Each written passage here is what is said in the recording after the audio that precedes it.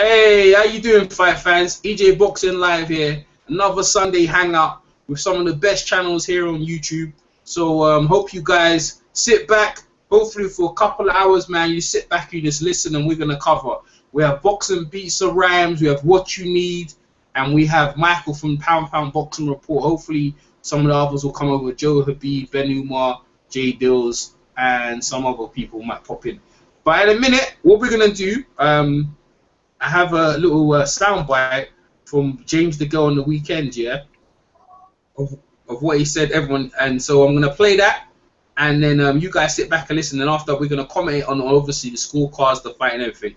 So I'm gonna listen to this, right? See what you think. Play that right now. Should be coming up right now in a couple of seconds. Come on, mate. All right, it's loading up. You know, I'll be fighting, now it's time for the sell. I said sell. I'm getting in with the Nightingale. I'm talking about my man Miguel. When I'm freestyling out in the rain, now I'm fighting for money, so I call my brother Chunky. Oh, nice suit. That brother, I knock out your whole group, make it all connect with the flow. Bling when I rhyme. Matter of fact, I only do it for the ring side. I got the righteous flow. Miguel hit me in my, I had to wipe my nose. After all set, I'm hustling for my people. I'm getting in with Chucky. He be down in London Heathrow. So now I know that you can distinguish, and my man Chucky only speak that old English. Swan. He was absolutely brilliant that time. I want to unify titles. I want to box the big names. So whoever's out there, whoever my priority hand can link me up with, whoever the boxing fans want to see me fight, I'll fight. Since you had who's out there? What fight is out there? I mean, I know Frost. I said he doesn't want to fight you. You don't want to fight. There's not a chance in hell that man's gonna fight. Frost's a pussy. He ain't gonna fight. Who else out there? I guess the Groves, Badu Jack winner. Groves a pussy. I'll fight him after that. Who else? Yeah, Badu Jack. Badu Jack's terrible. I'd batter him. I'd absolutely batter him. No, seriously, nah, yeah, listen, I'd batter Badu Jack. And George knows a pussy got offered to fight me a couple months ago and he didn't want it. Who else? I guess Warren. Whoa, they're going to find me. He's boxing Paul Smith next, so we'll see after that. Getting back to tonight's fight, after you had Darrell hurt and down so early in the fight, I off the gas a little bit, didn't I? Yeah, I was Jim was good. But he's such a good fighter, you can't switch off of him. And you can't be reckless and crazy. He's looking for that backhand, that lean back up. And so I think there was so much on the line, I couldn't be ruthless. I couldn't. All I want to do is just win it. What I want to do. And his styles, our styles are very good and technical and slippery. I couldn't mess up his shot. I couldn't. Going into the final round, seeing that you were fighting, an American fighter in America, and that, any concerns on your part? I won the last round. I had a good last round. No? Today, I had a good last round. Yeah, I won the last round. So a little bit after, I spoke to my corner and he was like, this is close. I'm in America. I'm like, oh, no, please, God, no, come on in here. But then when they ran out the scorecard and one of them handed me by 6 rounds, I was like, no way did he beat me by 6 rounds. I was like, no way. So I was like, yeah, I've got this. Right. Did he ever hurt you at all seriously? He never hurt me, no. If anything, I thought he punched a lot harder because when I watched him on tape, some of the shots he throws, he looks like he punches hard, but he's got a bit of a sting in his shot, but nothing that hurt me. No. He's very quick and he uses his feet well. It appeared that a lot of the shots that you were landing in the second half of the fight weren't really hurting him, but they were the same shots to me that you really, buzzed him with when you were tired a little bit. I didn't follow through and my shots. I just wanted to win the fight. That's all I wanted to do, just win it. So I hit him and hurt, like maybe hit him with a couple of shots and step back, and all I want to do is win the 1 round and win the fight. Were you tired at all during the second half? Tired. A little bit, yeah. You looked like it. Just moving around the ring. I was cruising. That was the second. So I gave you every single round over the first half. And over the second half, I had it really close. So. Okay, so what you had? I had it 115-111 for you. Okay, well, still, yeah. No, yeah, I let him back into the fight. You lot thinking, this guy's talented, this guy's a good fighter, a very good fighter. Would you consider fighting him again next? If you wanted, no, it's a pointless fight for me. I want to move on now. I want to start boxing at elite. He is elite, but I want to start boxing with titles. When you guys were jawing back and forth there in the ring toward the later part of the fight, what was going on there? What were you guys saying? He actually come out and said, "You've got my respect now. Let's go for it." Because before he didn't give me respect. He set the way and whatever. And I think through the fight, we knocked him down. He gave respect. He got respect. He's like, you know what, this guy can fight. So he said going to the last round, you've got my respect. Let's go. Let's do it. It seemed like when everything was said and done, it seemed like both of you had earned each other's respect. In the Olympic Games, because I won it 4 years after him. I remember watching him, right, he's good. He got beat by Golovkin, but it was close, a close fight. I remember going, yeah, he's good, he's tricky, he's horrible. I can imagine he's a bit horrible to fight him. But yeah, so I had huge respect for him. I had to get that out of my head and knew I had to get in every focus. But that knockdown in the second round pulls it on. What does it mean to you now to have become the first British Olympic medalist to win the title? It means everything. I'm in history with the likes of Sugar Ray Leonard, Muhammad Ali. These are the fighters that I look up to, that I watch and admire. So yeah, it's the first man from Great Britain to win the title. I'm just bored and happy and over the moon. You say you want to move on to the big fights. What about Golovkin if he can't get Froch? I mean, that would be a huge fight, I think. Huge fight. But I see weaknesses in it. I see him against that Monroe. He don't really like southpaw. He can punch you, and he's for the weight as well. He's only about 5'10". He's not that big for the weight, and I think that's when he's going to get tested, when he moves up in weight. But he's unbelievable fight, real good fight. So why not you versus him next in a big fight? Possibly, yes. Possibility. We answer the it's possibility if he wants it. I think he wants to clear up on the middleweight scene first. But listen, I'm here. I'm ready. But they've been talking they've been talking the Froch fight all week, so that would be a move up right there. So if Froch doesn't take the fight, then presumably he's willing to go to 68. Yeah, I know. Well, speak to my brother. As I say, man, I'm gonna have 2 weeks off, and I'm gonna get back in the gym. I don't be back in September, October.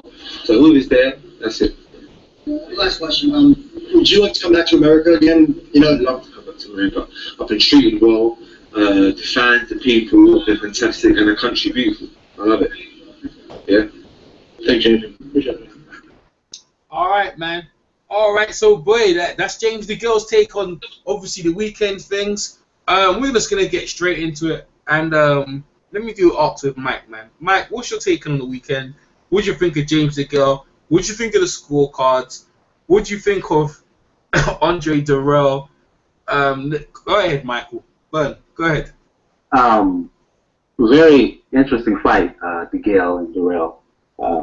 Durrell, he got out to a strong start in round was pushing DeGill back with the jab in round one. He was doing it in round two until he got caught with 25, 30 seconds to go by way of a left hand, which put him down.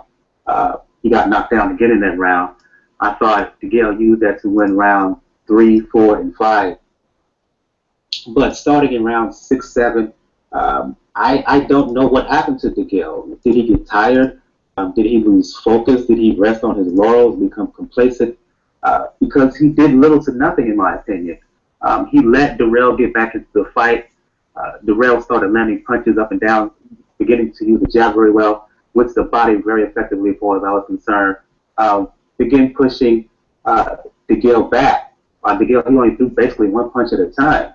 I had Durrell winning round 6 through 10 on my card. But DeGill, to his credit, he kind of found his way a bit, edged Durrell in round 11 and 12, and I had him winning the bouts slightly, James DeGill. Back and forth fight, interesting fight. I would like to see a rematch between the two because it was close and competitive throughout. Very good fight overall. I had DeGill winning slightly. Where he goes from here, I'm calling out Froch and saying that Froch and whatever and Grove, their pussies and whatnot. I'll take nothing from that because he just caught up in the excitement in the moment of winning a world title. Plus, he has animus with both Froch and George Grove. I take nothing from that, as well as calling out Andre Ward. He's just excited in the hype, but uneven performance as far as I'm concerned with DeGill, even though I had him slightly winning. Okay, cool, man. All right, man. That's Michael's take. Go ahead, Benuma. How you doing, brother? Benuma. Okay, fair enough then. I guess Benuma's not in. My God, boy, like, end of the day, like, the scorecards, this guy, Alan Davis, I've been checking his record. That was the biggest high-profile fight he's ever had. Before that, he's out of Canada, and his fights with Steve Molitor. And, I was looking at it. More or less, Molotov won most of the fights he was judging, but that was the biggest fight. But I think he blew it, man. I think he blew it for real. That scorecard was ridiculous, man. It was ridiculous. I know I wanted him to win, but I don't want James to will to where people are looking at say is this. Are you talking that 117-109 card? Yeah. Okay, yeah, that was ridiculous. Yeah, it was ridiculous, man. It was ridiculous. That scorecard was out, way out. The rest of just Howard Davis, people criticize him as referee, but his scorecard was 112, 114, and I did like 3 rounds. So other than that, it was a good performance by Joe. But you're right, he did. He said he's. You have to meet my brother. How you doing, T? But yeah, like Am I on here? Yeah, you're on it, man. You're on it. Okay, I was making sure. Nah, stay as you are. Just keep quiet though, and I'll let you come on because I know if I mute you, your mic might not work again. But yeah, he said he switched off for a bit. He said he was trying to save some for later in the rounds, which he did. But he looked like he won clearly in the American's eye. He was scoring, in my eye, he was scoring the clean up, effective punches. It was James DeGale. But there's one controversy I want to bring up. Yeah, when Andre Jarrell went down, this is the second knockdowns. If you look at it right on slow mo, James DeGale hit him while he had both knees on the canvas. I know no one's talking about this, but I bring it up because he's lucky on the referee's blind side. If the referee was on the right, because the referee was on the other side, the referee was not that bad actually. If the referee was on the other side, that he could have been disqualified like Ray Jones. And if Jarrell would have played up to it, he was on his knees, man, when James DeGale punched him. So other than that, yeah, it was a good stellar win. It was bigger than the Porter over Kell Brook for me. It was bigger because Andre Jarrell is more skillful, even though Porter had a world title beating Devon. I think Andre Jarrell is a much more skilled fighter, and it was a massive win for me. And I give all props for James DeGale and the stuff he's talking about, Colin Carthroch a pussy and George Groves a pussy, and he said he don't mind fighting Golovkin. He's basically saying that stuff that people want to hear. He said he don't mind fighting on Terrell. He wants to unify the belts. He said Value Jack ain't that good. This is good for boxing, and I'm happy James DeGale. And also for a Londoner, I'm from Northwest London, saying not too far away from where James DeGale grew up.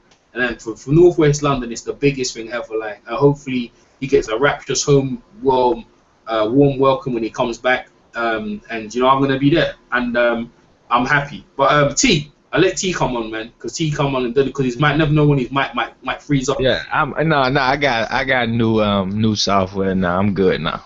All right, go ahead, T. Burn. All right, so far y'all have just done the DeGale Darrell, right? Yeah, that's what I'm gonna do for now. I'm looking to do the rest of the fights, but I have to ask you later on. But I'm gonna do. We're gonna start with that. Go ahead, T. All right, yeah, I really want to talk about Darrell DeGale because I've been holding conversations with people on it about through YouTube, and I really think on my first watch, I would say I think I gave it to DeGale, but I didn't get to score the 4th round until after I saw it again, and after seeing it again, I got to see the USA feed, got to see the British feed, and I have to say my most important rounds was round 1. Round 4, round 11, and 12. I gave DeGale round 11, and I gave Darrell round 12.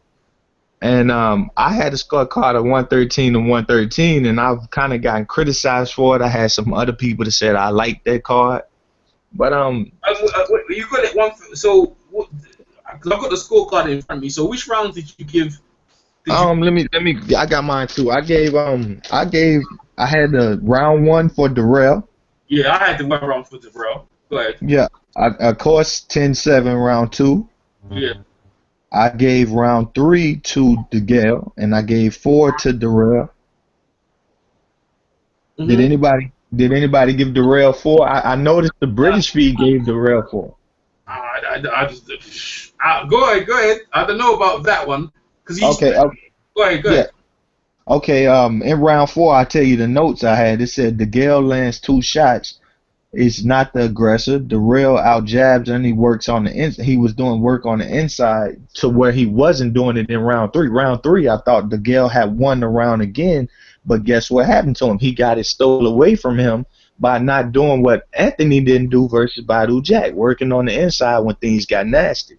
So 5 and 6 I had for DeGale, of course, but then 7 through 10, I think everyone had them for Darrell. Yeah. And Yeah. I gave DeGale round 10. I gave Darrell round 10, and that's the controversy with round 12. Everyone's telling me it's a clear-cut win for DeGale, and I've told people this fight is a 50-50 fight. Both are world class. I'm not gonna have no American no kind of bite, American English bite. I'm not gonna do that. Like, I'm gonna watch the fight. But round 12, I felt like DeGale landed. I know he landed a left hook a left straight, a left hook where he got DeGale's head in position, and he chopped that punch. Then he landed a straight right hand, and he landed like 2 jabs off the back foot on the ropes when DeGale was being aggressive. Then the fight kind of picked up, and that was like a minute 30 into the round. I felt like DeGale had lost that minute and 30 seconds of the first round.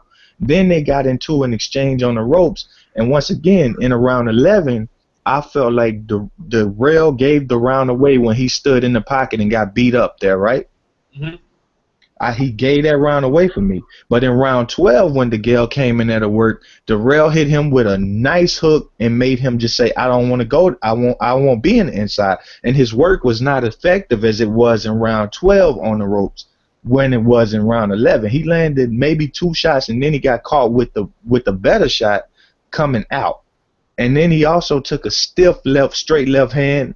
I think it was a right hook, a short right hook, a straight left hand in the end of that round. And then he came back. DeGale came back with a right hand of his own over the top, but it didn't look like the cleaner work. And keep in mind, I felt like he lost the first minute and 30 of that round. So if I felt like it's a tie in the last minute and 30, I got to get that round to Darrell because I know he won the first part of the round. And they both fought brilliantly in the last minute and 30. They both wanted it until the last 10 seconds where DeGale just was backing up while Darrell wanted to fight. But, I want to see the fight again. They just that good. That's what great boxing is about, man. It's just like that, man. So what you say, so you had a tie, or like you have the first time you had like James the first tie? Hold on, my first card, let me look and see, because I like I told you, on my first card, I didn't get to score like round round 4, and I wasn't sure about one round because I had company over and they was bothering me. so I went back and watched another feed, and I felt like DeGale lost round 4, and I thought the swing round, I thought round 6 was a swing round, but in round 6 I gave it to DeGale when I got to look back on it.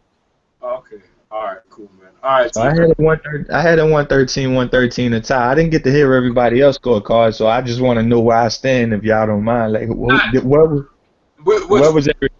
Were you the second person? Michael had the girl. Michael, what's your scorecard? My scorecard was 114-112 for DeGale. There you go. So you're the second person, so you got a draw. So Umar, are you there now? No, I guess Umar. Boxing beats the Rams. Go ahead, Bix. You got the floor. Yeah, man. DeGale, he won the fight clear. I thought it was going to be a bit closer on the scorecard, but he won the fight clear, man. Threw the harder punches. He was frustrated. Darrell knew. Look, people say the fight was close. It was kind of close, but you could see Darrell was getting frustrated. He started shouting at Darrell. You know what I mean? Like, DeGale, fight. Well, why should he? I mean, DeGale had the better footwork. He used that to frustrate my guy. He couldn't really get no clean shots on Darrell, no good chin shots, And look, it was all set up to him. He had home territory. His team bid a whole lot of money for him to get the fight, and he couldn't do it, man. And DeGale went over there and did what he had to do. I was worried for him, thinking that it is in the middle rounds, are they going to penalize him on the scorecards? I was worried for him for that, but he done what he had to do, man. Like he nearly killed him in the second round, man. He was lucky that bell rung. He was so lucky that bell rung, boy. I was saying, man, he's got him out of there. And if you'd got him in the second round, man, that would have been, that would have been up there in all-time great British wins if you'd done that. But I tell you what, man, Darrell, his stock rose in this fight here, because And all the people saying that he ain't a real fighter, he isn't this, he ain't got no grit. He's got grit because after taking that left hand there and coming back, he deserves full credit. Full credit. Because that was a knockout punch. That was a genuine, bona fide knockout punch he took there. But he showed a lot of grit, man. Like, he got back into it. He went for it in the middle rounds, and but the girl. See, that's the thing, man. When I was doing my breakdown, I wrote down the girl's got a better defense than what people think, and he's got a very good chin. You know, he's always had a decent chin, and my guy's chin let him down. And like, if you got them points there, that's a 10-7 round. He could have won the fight because there was only 2 points in it on top of the scorecards. You know, he could have got it, man. But, you know that is like at this level here, the margins are very thin, man. Very thin margins, and you've got to play for all the thinnest margins. You can't leave it to chance and thinking, well, it's such a thin margin, I can ignore it. You know, no, you got to account for all of it, man. And I like the way he frustrated Darrell, man. I was shocked at that because I've never seen no one do that to Darrell. He actually frustrated Darrell, you know. Yeah, great performance. Darrell, I mean, like, he can come back, but I think this will be a huge blow to him that he had home territory and he couldn't do it. I think it's going to be a huge blow. He's 32 as well. So if he's going to do it, he's going to have to do it soon. He's going to have to maintain his ambition. He's going to have to work for it. And there's no free lunches. You know. Would you say? I'm making background. Would you agree the super middleweight division is the best boxing? I can't say no division in boxing is the best. There's some good fighters in the World Tour and Super Mid. The reason why I won't commit to that is because the fights ain't being made. There's no point having the fighters if the fighters ain't being made as readily as the demand is suggesting. So, and I'm thinking about it, man. People are saying they want to see the girl give Darrell a rematch. You gotta be crazy. Yeah. He got the booby prize. He fought the awkward southpaw in America. And you wanted to give him a rematch? No, let the guy get a belt first. Let Darrell go out and get a belt. And I mean, like, he'd be crazy to go back in there with that guy. You know, let someone else fight. Let someone else fight Darrell. I don't know, Groves. Let Frotch or let someone else. Let someone else. Triple G or I don't know. Let Darrell, let the girl settle in, and when Darrell's got a little something more, then we can do a rematch. Not straight away. Hell no. Okay, I make a point on that.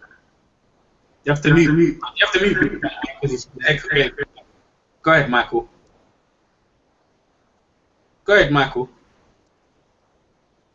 Michael, unmute yourself. Okay, what was the question again? Now, who just spoke? Someone just spoke a minute ago. I was on mute. Okay, go ahead, T. Yeah, I was just wanting to know, like, I think Al Heyman's trying to take the concept of, hey, he lost, we don't want to see him again out of boxing. I really believe that. So when you're saying don't give him a shot right then, I kind of feel like these people are trying to get the best in. Championships are going to start changing hands, and losses are going to start being on resumes, but we're going to see much better matches because of that. Mm-hmm. I really feel that way because if he wanted to, he could have robbed the Gale last night. And him not doing that, hopefully that builds a good rapport. Say, well, look, we want to make the best fights. I'm not putting this on TV for nothing. And I mean, maybe I'm wrong, maybe I'm right. Hopefully I am, because fights like that, we should be seeing that as much as we can. There's nothing wrong with 2 fights, 3 fights. There's nothing wrong with being a loser. And, you know, because anybody could make the excuse tonight fight Darrell. He doesn't even have a belt. You know, we trying to take that excuse out of boxing for we can start seeing these great fights. Nobody, like when Darrell lost, he said, I respect that. And they went on. Like, but if we could keep doing that, I don't care if a person has 5 losses. He got a mean left hand, good head movement, good skill. He's a great fighter, you know? So let's just, I don't know. Yeah, no, I agree with you, man. I agree with you. That fight had everything, it dramatics, and you know, us over in the UK, I thought the girl was giving up some rounds, but anyway, I burned enough. Umar, are you there, Umar? Because you know, I asked you a couple of times. I guess not, man. I guess not, Umar. Hey, what you need? Go ahead, my man. Take the floor, my man. All right, guys. Yeah, go ahead. Sorry about that. Sorry about that. I just muted myself. I was trying to get the video back. All right. This fight, Andre Dirrell versus James DeGale, right? Mm-hmm. All right. Let me tell you my scorecard first of all. Round 1, Andre Dirrell. By the way, I'm an Andre Dirrell fan, and he was an excellent fighter in that fight, and he showed me a whole bunch of stuff. But let's just get into it. Round 2, 3, 4, 5, 6, DeGale. DeGale gets round 2. It's a 10-7 round. He knocks down Andre Dirrell twice. So Andre Dirrell is in a deficit from there on in, and James DeGale has the upper hand. Okay? Round 7, 8, 9, 10, and 11 go to Andre Dirrell. Round 12, because DeGale caught him with that, I think it was a right hook and a combination. Both guys were missing a lot, by the way. DeGale got that round in my book because he landed the more effective, harder punches. Dirrell was hitting him in that round as well, but DeGale's a hard target to hit. Okay? All right. Let me. I'm going to be interrupted for a minute, so hold on 1 second, okay? You can go on to somebody else because I'm going to be interrupted. Okay, Umar. Go ahead, Umar. Now it's your time. If you're talking, Umar, talk now. Because I can't hear nothing, Umar. Well, Umar, I'm not going to sit here in silence, bro. You can type right now, Umar, because the people are waiting to hear something. Yeah, Umar, he's that. Umar was just dying. What's he saying now? Let me 1 second. All I see on here is a David. No, I'll be back. Call me back. Call you back? All right, Umar, I'll call you back. 1 minute. What you need? What you need? You back yet? Yeah, man. Umar, you missed your slot, man. Go ahead. It's all right. It's cool. It's cool. What happened was my mom came through. No, Came. Just go ahead. Go ahead. Go ahead. My mother came through. My family came through, so I had to address them. Oh, yeah. No, don't worry about it. Go ahead. So I'm going into a little bit more detail on this fight because I really loved it. Okay, now DeGale, he did sort of like Mayweather did. He basically got Dirrell to be the aggressor in this fight, and he was just going to counterpunch Dirrell. Beautiful stuff. Beautiful stuff. It was a masterclass in boxing, even though I'm not a fan of DeGale's style. It's awkward. It reminds me of Calzaghe a little bit. And but what's cool about he's not the sharpest cat in the world. He's not the fastest dude in the world. But he was able to do one very critical thing and change this whole fight. Basically, this fight was 6 rounds to 6. The difference in this fight was the 2 knockdowns. That's it. Okay? The early part of the fight was DeGale's own because he was able to ambush Dirrell, catch him in an exchange of hooks, left hooks. They were exchanging left hooks. Dirrell was too confident. He did not. He made a mistake in judging distance, and he paid for it in the second round. No, Dirrell was not badly hurt in the second round. There were 2 flash knockdowns, but he paid on the scorecards for that. And that is the critical moment in that entire fight. Okay? DeGale, he basically the word he rode off of those 2 knockdowns, and that's how he won this fight. Rounds 3, 4, 5, 6. Basically, Dirrell was gauging him, trying to figure him out in those 3 rounds because he realized there was more to DeGale that meets the eye. And DeGale was giving him different looks. Dirrell was pushing him back, and DeGale was happy he was pushing him back because now he could counterpunch him. DeGale was moving around the ring. People say he has superior footwork to Dirrell. No, he doesn't. Dirrell actually has much sharper, more superior footwork than DeGale. But here's the thing. Dirrell did not cut off the ring very often, especially in those early rounds. I think Darrell was, the thing he was trying to do was navigate DeGale's counterpunching skills, because he realized DeGale had pretty good counterpunching skills. He became hesitant because of that left hook. And what he tried to do was he tried to track DeGale down. He didn't want to always throw the jab to become predictable, but he wanted to get back DeGale so bad that he played into the game of what Canelo Alvarez and all these pressure fighters play into, where you don't set up your opponent. So rounds 3, 4, 5, 6, I remember when they were in a clinch, the referee broke, and DeGale immediately threw a jab at Darrell and caught him flush.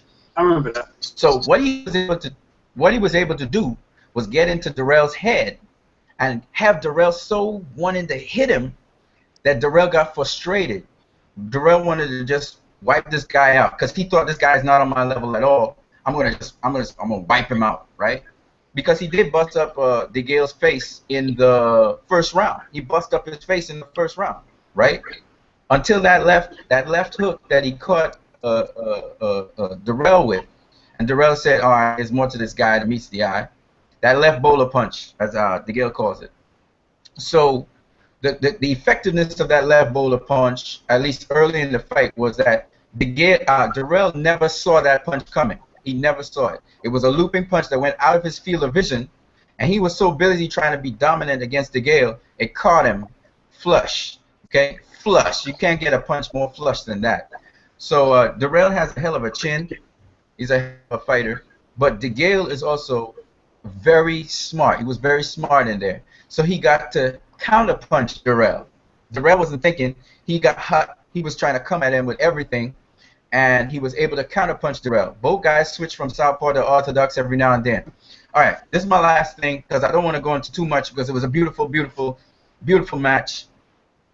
Basically, Darrell figured out DeGale from round 7 to 11.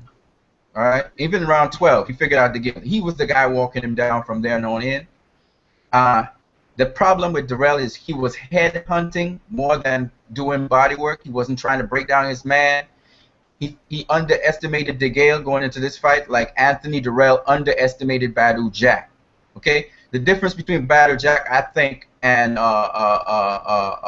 Badou Jack, Anthony Darrell, and Andre Darrell, and what's his name, and James DeGale was that with James DeGale worked into his game plan, which was to counterpunch Darrell. That's what James DeGale do. He's a counterpuncher. So he got Darrell's attention early in the second, got him down on the scorecards. Darrell's thinking, man, I need to make this up. I need to make this up. He's not keeping calm and collective. And you got to understand, Darrell only got, like, what, 4 fights since he come back, right? So this is the first time he's meeting this level of opposition. He thought he could just mow through this guy, all right? And he was doing that in the first round pretty much. But the guy, he set him up for that left hook. Of course, he would not have hit Darrell with that left hook had Darrell respect distance, which he didn't do.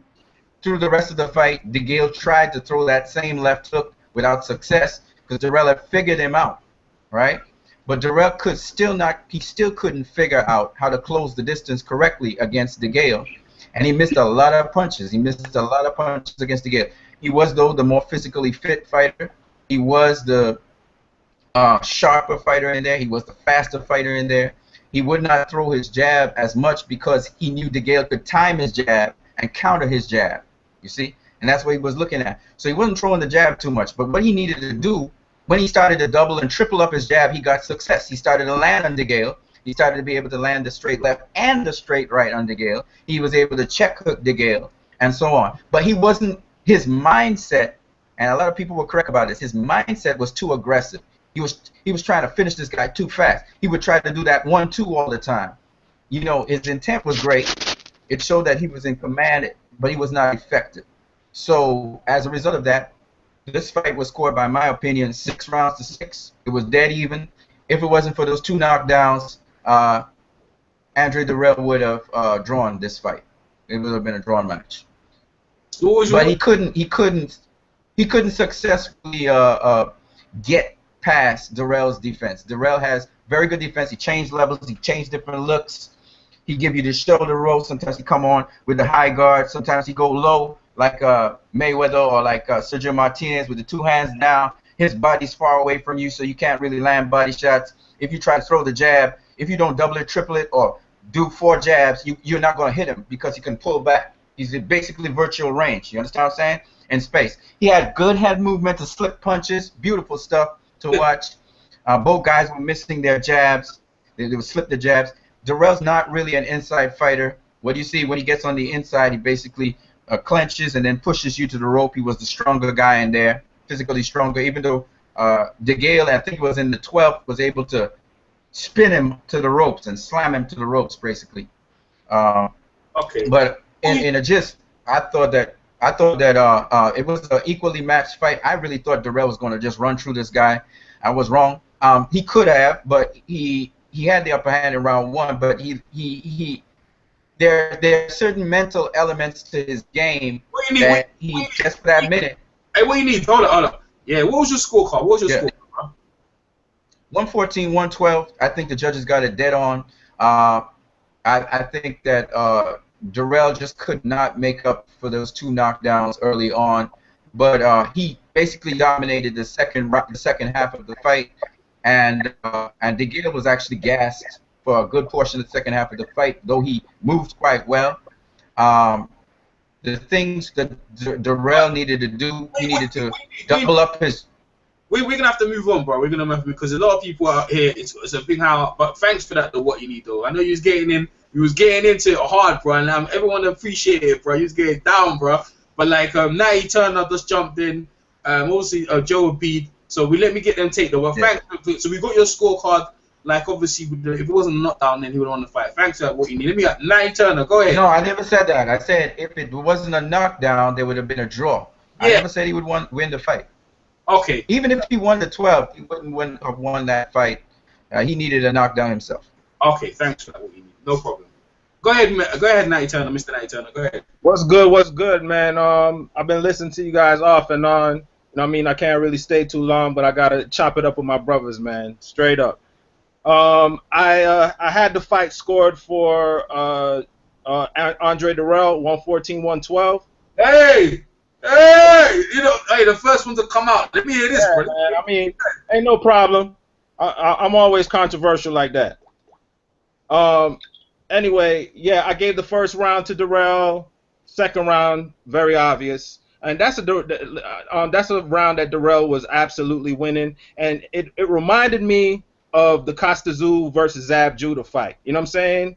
Zab Judah was having his way with Costa Azul in the first and the early part of the second round, to the point where he got lackadaisical, had his hands down, and Costa Azul recognized the opening and shot that right hand, and it was all she wrote. You know what I'm saying? And that's the same thing DeGale did with that left hand. Darrell's acting lackadaisical, dropping his hands. You know what I'm saying? Being real.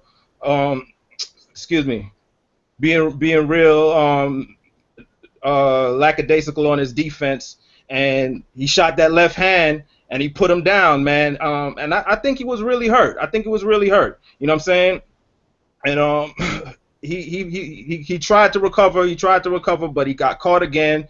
Tried to hold on. I think he was lucky that it was late in the round when it happened, because if DeGale was able to catch him again, it might have been over. And I was like, man, and I always thought this was going to be an even fight, man. And I like how Darrell came back in the third round. In my opinion, he did come back in the third round. I think he squeaked out the third round, boxing on the back foot, regaining his composure and things of that nature. DeGale was looking for that one left hand again. He was kind of doing the Provodnikov thing, looking for that left hand that he landed previously. You know what I mean? And I think Darrell was able to squeak out that round. I thought I gave him the fourth round as well. And round 5 and 6 goes to DeGale. I think DeGale came back strong in those rounds, outboxed Darrell. But round 7 through 11, I gave to Darrell, and round 12 I gave to DeGale again. Now, there are 2 rounds that are kind of iffy on my scorecard, or just actually 1 round that's kind of iffy on my scorecard, and it's round 11. You know what I'm saying? It could have went either way. I think both guys had their moments in that fight, in that particular round, and but I just leaned to to Darrell. I think he did more work. You know what I'm saying? I think he won most of the round, even though DeGale had his good moments as well. I think Darrell won most of that round, so that's why I leaned to Darrell in that particular round. But I'm not mad or upset if somebody gave it to DeGale and things of that nature. But yeah, if without that round, if I scored that round for DeGale, it probably would have been a draw. But I'm not upset at the outcome of the fight at all. It was an entertaining fight. It was an evenly matched fight. All the questions have been answered about Andre Darrell and his heart and his state of mind. If he could come back from adversity, if he's going to crumble under pressure. I saw DeGale hit him behind the head, and he didn't even flinch. He just kept on coming forward and throwing his punches. It was the ref that had to come in, tell DeGale to stop hitting behind the head. He could have hit him behind the head 50 times. He didn't care. He just wanted to let off his shit. You know what I'm saying? So he showed a lot of heart, a lot of grit, and he dug down, and I think he dug himself back into the fight. That being said, even though I don't think it's that controversial, I don't think that Andre Darrell would have won a fight like this in England if roles were reversed. No. Not at all. If roles were reversed, no way he wins that fight. Mm-hmm. You know, even with the 2 knockdowns, no way. You know what I'm saying? So, but good fight. I would like to see it again. You know what I'm saying? It has lots of replay value. And, yeah, man, good show, man. Good show, and congratulations to James DeGale, Mr. Chunky. All right, man. That's for that. Joe Abid, go ahead, man. Burn. Go ahead. Yo, when are you guys gonna learn, man? These boys from the UK can fight, man. I told y'all last week, man. This dude can fight. There's a lot of similarities, and this is gonna sound blasphemous to a lot of people, and people are probably gonna go, I'm crazy, but there are a lot of similarities. You look closely in James DeGale and Bernard Hopkins and Andre Ward, and I'm gonna tell you why. Particularly Andre Ward. There's one thing James DeGale does that Andre Ward does, and I love that Andre Ward does this, and he doesn't get enough credit for it. There's a lot of fighters, or not a lot, I should say, very few fighters, you can count them on your hand, that can do this, that can basically think of offense and defense simultaneously. So James DeGale will throw a jab, and he throws a jab, and he gets down low. So he's looking to land his shot and at the same time get away from your shot. He's always positioning his body and his head and off to the side or down low, and he's throwing a punch at the same time. And Andre Ward is beautiful at doing that. Watch Andre Ward throw a jab, and he'll get down low, and he'll land his jab, and his opponent's jab or his counter right hand or whatever he's throwing back at him will sail over his head. Then there's times that he'll throw a right hand, and he'll be like this, and he'll slide off to the side, and his opponent's punch will sail past him. If you look at this fight closely, I'm going to agree with what you need said. Yeah, Darrell probably a little quicker, probably a little more athletic. But in terms of skills, textbook skills, Darrell does make a lot of mistakes, but he does get by with his athleticism. Yeah, he has a good jab when he gets it going, but there are times when he doesn't gauge distance properly. This isn't the first time. It's just one of the rare times he's paid for it because he was in there with a guy who was good enough to pick up on the mistakes. When he squares up, when he drops his hands, obviously, and he's constantly having to reposition his hands when he wants to throw punches. So there's a lot of things that he does do wrong, and there's a lot of things he does do, very well because of his athleticism. But, when you have a guy that's known for his athleticism, guy's been off for a while, and then he's come back against lesser opposition. So I don't think he was sharp at all. I can't say he wasn't sharp at all. I think he wasn't as sharp as he was when he was in the Super 6. But even then, he was making mistakes with gauging the distance properly and stuff. But, this is how how good a fighter really is when he steps up, a level or two. And I'm not saying Darrell's not good, by no means. But, these other guys can hang with him. And I think in terms of skill, I think James DeGale is a little more crafty than Andre Durrell. He's got a little bit more dimension to his game than Andre Durrell. But, I can't take away from the fact that Andre Durrell is physically gifted, athletically, knows how to fight. He can switch up, very, very skilled at doing that. But at the same token, when you look at things like timing, you look at things like, positioning, body positioning, gauging distance, throwing feints, setting up shots, setting traps. James DeGale is a very underrated, skilled fighter, very crafty guy like Hopkins and like Ward. And that's what I think people are going to start to realize. And he can punch. I told people last week I think that there's a difference in punching power here, and you saw that. And because Durrell was landing some good shots, but you saw the difference when DeGale was landing shots. Now, I want to talk about another thing. Durrell was talking a lot before and during the fight. And to me, that kind of looked like it was forced. It was almost as if he was trying to convince himself, to pump himself up, convince himself that he can beat this guy. I think there was a little bit of a shadow of a doubt in his mind, and he was trying to talk himself through that by the trash talking, by trying to get in this guy's head, because he was trying to, psych himself up just as much as he was trying to psych DeGale out, I felt. I could be wrong on that. But, I still think there is a little bit of something lacking when it comes to intestinal fortitude mentally, because I give him all the credit in the world. Got up for the knockdowns, did very well from rounds 7 through 10. I gave DeGale the 11th and 12th, but this is where I think the mental lapse fell back into play. 11 and 12, the fight's close. You got to bite down and you got to go hard. James DeGale bit down 11 and 12 and went hard and took them 2 rounds because he knew where he was. He knew he was in uncharted territory. He was in foreign land. So he knew he had to win those last 2 rounds. Andre Durrell took the foot off the gas pedal, and he looked a little bit surprised and maybe a little bit mentally defeated, because he said to himself, yeah, man, I'm wearing this guy down. This guy's gassed. He got nothing left. And then when he saw that DeGale still had something left and he went for it in the 11th and 12th, I think DeGale took his heart in the 11th and 12th round. Maybe I'm being a little strong here. I think he took his heart a little bit in the 11th and 12th round, because he was the one that went at him, 11th and 12th, and he took them 2 rounds. Now, arguably, yeah, the 11th round, there was some swing rounds here. The 11th round, you could have said, yeah, you know what, maybe there wasn't a lot going on. Durrell maybe was landing chippy shots in the beginning of that round. Okay, you could probably give that to him if you wanted to. 3rd round, Natty Turner's 100% correct. I was talking to my friend this afternoon. He said that round was a swing round, and he actually gave that to Durrell too.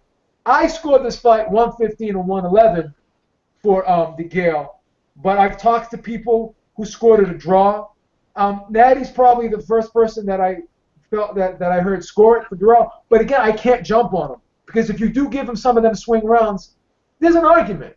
I didn't see it that way, but I'm not going to jump on Natty for seeing it that way, and I'm not going to jump on what you need to see it the way he saw it, because this was a hotly contested fight. But make no mistake about it, James DeGale can fight. There's a lot more than meets the eye to this guy. And last point, someone said to me, well, who was this guy fought? Like, because he was picking Durrell. I can throw it right back at that person. Who's Durrell beat besides Arthur Abraham? I mean, there hasn't been a lot of names on that record. So you got to look at it that way, and it's all about what have you done for me lately. And DeGale fought some solid guys, and he dispatched them very easily. Like, when has Paraban got blown out like that in 3 rounds? Who the hell has ever done that to him? This is a guy that went 12 with Vika. You know what I'm saying? So, people got to really take a second look at DeGale and look at him for what he is. I've been following this guy ever since that Groves fight, and I've been high on this guy even in that defeat. Even in that defeat, I was high on this guy because I like the way he came back in that fight and he handled himself. This guy's got heart. He's a class act. He's my 2nd favorite UK fighter behind Tyson Fury. He's real close behind Tyson Fury. I like this guy a lot, man. I like this guy a lot. I like Tyson Fury. I'm actually thinking about moving to the UK because of this fight. After what? I love the UK, man. God save the Queen, baby. You might be coming. Oh yeah, Beach. You might be coming. You might be coming over here because there's some big fight. James DeGale. If George Groves picks it up from Badu Jack, that's gonna be a super. Blockbuster. Big money fight too. Can you imagine the pre-hype fight before that one? Yeah. Oh my God. That's gonna be sick, right? Wow. That's gonna be sick, right? That's gonna be right. T, you might have something to say. Natty, you have something to say. Beats, I don't know why there's echoing. I'm not too sure why. It stopped echoing. It was echoing. Was that Joe talking? Yeah. Joe's talking. All right. Yeah, I want to go on this point about took his heart from the 12th round. I felt like Darrell learned from the 11th round because all accounts it seemed like Darrell was winning the first part of the 11th round because he picked up where he left off from 7 to 10. Even that he gave him in the 11th round. I felt James DeGale took his heart the 11th round on the inside. Darrell kind of got. That's what I'm saying. Yeah, that's what I'm saying, bro. Yeah, but I don't agree with the last part though. I don't agree with the 12th round part. The 11th round, you're right. James DeGale came in there and he took it from Darrell, and I just said, why did you let him do that? You're winning the round. And I'm talking about these punches are clean. They're round stealing punches. But the 12th round, you saw DeGale come out losing that round again, and then he tried that again. And it was up against the ropes, and you saw Darrell throw the biggest left hook he might have threw that night, and DeGale just moved off. And they traded left hooks in that 12th round too, and I mean Darrell caught him right on the butt. Yeah. I'm sorry for interrupting you. Can I ask you a quick question? So you thought the 12th round was just as competitive as the 11th round? Like you thought? No. I thought they both were competitive, but I felt the left round was stolen by DeGale. Yeah. But the 12th round was attempted to be stolen by DeGale. Okay, because Darrell picked it up and said, I can't let that happen again. I thought the 12th round was a pretty clear round for DeGale. Do you guys agree? Does the rest of the panel agree? I think he just does a bit. He done just a bit more. I didn't. He just done a bit more. Now I really won the 12. Really won the 12. Yeah, I think I gotta admit he clearly won the 12th in my opinion. Anyway. Yeah. You know what I'm saying? And I say that with all due respect to I disagree with everybody. But hold on, who is that? I don't think he clearly won. I don't think he clearly won the 12th at all. But what I will say is he landed one very flashy shot in the 12th. Both guys weren't doing a whole lot anyway. They were missing a lot, but I wouldn't say he clearly won the 12th. People are making it sound like this wasn't a competitive fight. Nobody took nobody's heart in this fight. I'm telling you now. Okay, this is a competitive fight. One is a little strong. He had all that momentum. Right? And then in the 11th and 12th round, he just let it go. That's the worst time you could let it go in a fight, a close fight like this, right? He didn't let it go. No, I think he didn't let it go. But what I would say is, Joe, both fighters had something to lose. They knew the fight was close after he lost 3 rounds in a row. DeGale knew he lost 4 in a row. He knew he knew it could be close. So in 11, you're 100% correct. When he came in there, and Darrell did no work to fend him off. And then after that exchange, he took it right out. Landed a left. Even after that exchange, he landed a right hook, left hook. In that 11th round, I completely said Darrell, just like in the third round, he let a round go. But then in that 12th round, I'm talking about he punched him with a hook, and then was bagging him up again, even after DeGale showed he wanted to win that round. Let me say one last thing real quick. I'm so sorry. I'm so sorry for cutting you off. Hey, Joe B, his name's T. So I know T's got a black screen. His name's T, but go ahead, Joe B. T, I'm sorry, T. I'm sorry, EJ. That's right. Go ahead, Joe. I want to say one last thing, and then I'll kind of quiet down because I'm kind of hogging up a little bit. Go back. I tell everybody, go back and watch that fight in the 11th and 12th round, and just look. I'm actually watching it now. Okay, look real closely in Darrell's face, and I saw a little bit of give in his face, like a little bit of resignation in his face, like he looked a little discouraged in that 11th and 12th round because he thought DeGale blew his wad, and it was kind of morally, wearing him down, morally defeated him, because he's saying to himself, shit, I thought I had this mug, and now he's coming back at me. Oh my God, I thought he was Now, I done. don't think that's it. I think what you saw in his face was, I need to knock this guy out, and I can't get him knocked out. That's what you were seeing. That's what you were seeing. To me, in the 12th round, nobody He knew anybody's ass. Nobody beat anybody's ass. But after the 12th nobody beat nobody. After the 12th round was completed, I was sure that DeGale won the round. I looked at it like this. I'm going to tell you this. This is what I will say is this. Darrell was trying to get that deficit. He knew he was down on the scorecards. He knew he had to do something very big. He knew he had to get a knockdown or something. So he was pushing for a knockdown, but he wasn't setting it up. He wasn't setting up for a knockdown. I don't so think what he you was saw at pushing the end for of the a 11th knockdown round. the entire 12th round. He was not pushing for Yes, the entire yes, 12th round. but He was on the back. Let me tell you. What I'm saying is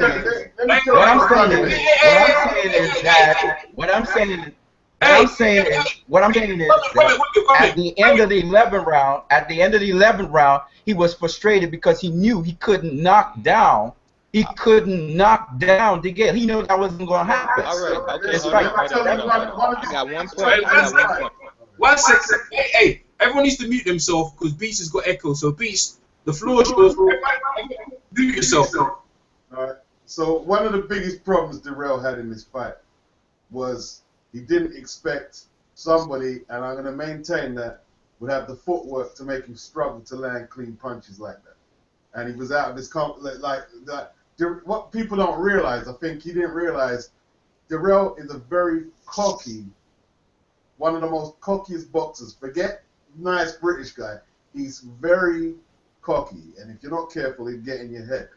Yeah, and that done him in the late rounds. Like DeGale, it looked like, what man? You're boxing away from home. Why aren't you going hard in this? Because he's got a very cocky attitude. He's very sure of his abilities, and that played right into my guy's head, and it affected it in the championship rounds. He needed to close out, and I tell you what, man, I think DeGale could frustrate Ward too, and push him very close, in my opinion.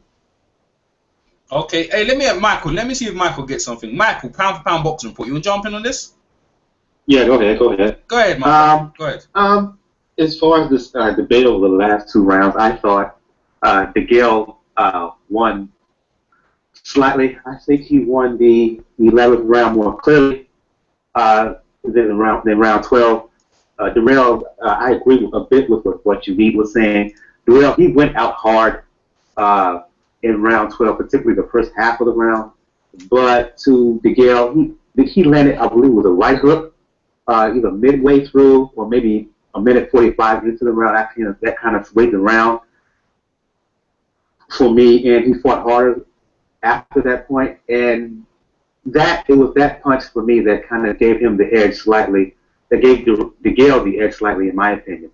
It wasn't a case of Darrell. He fought hard. It was a close round, but for me, at the end of the day, I gave round 12 to James DeGale.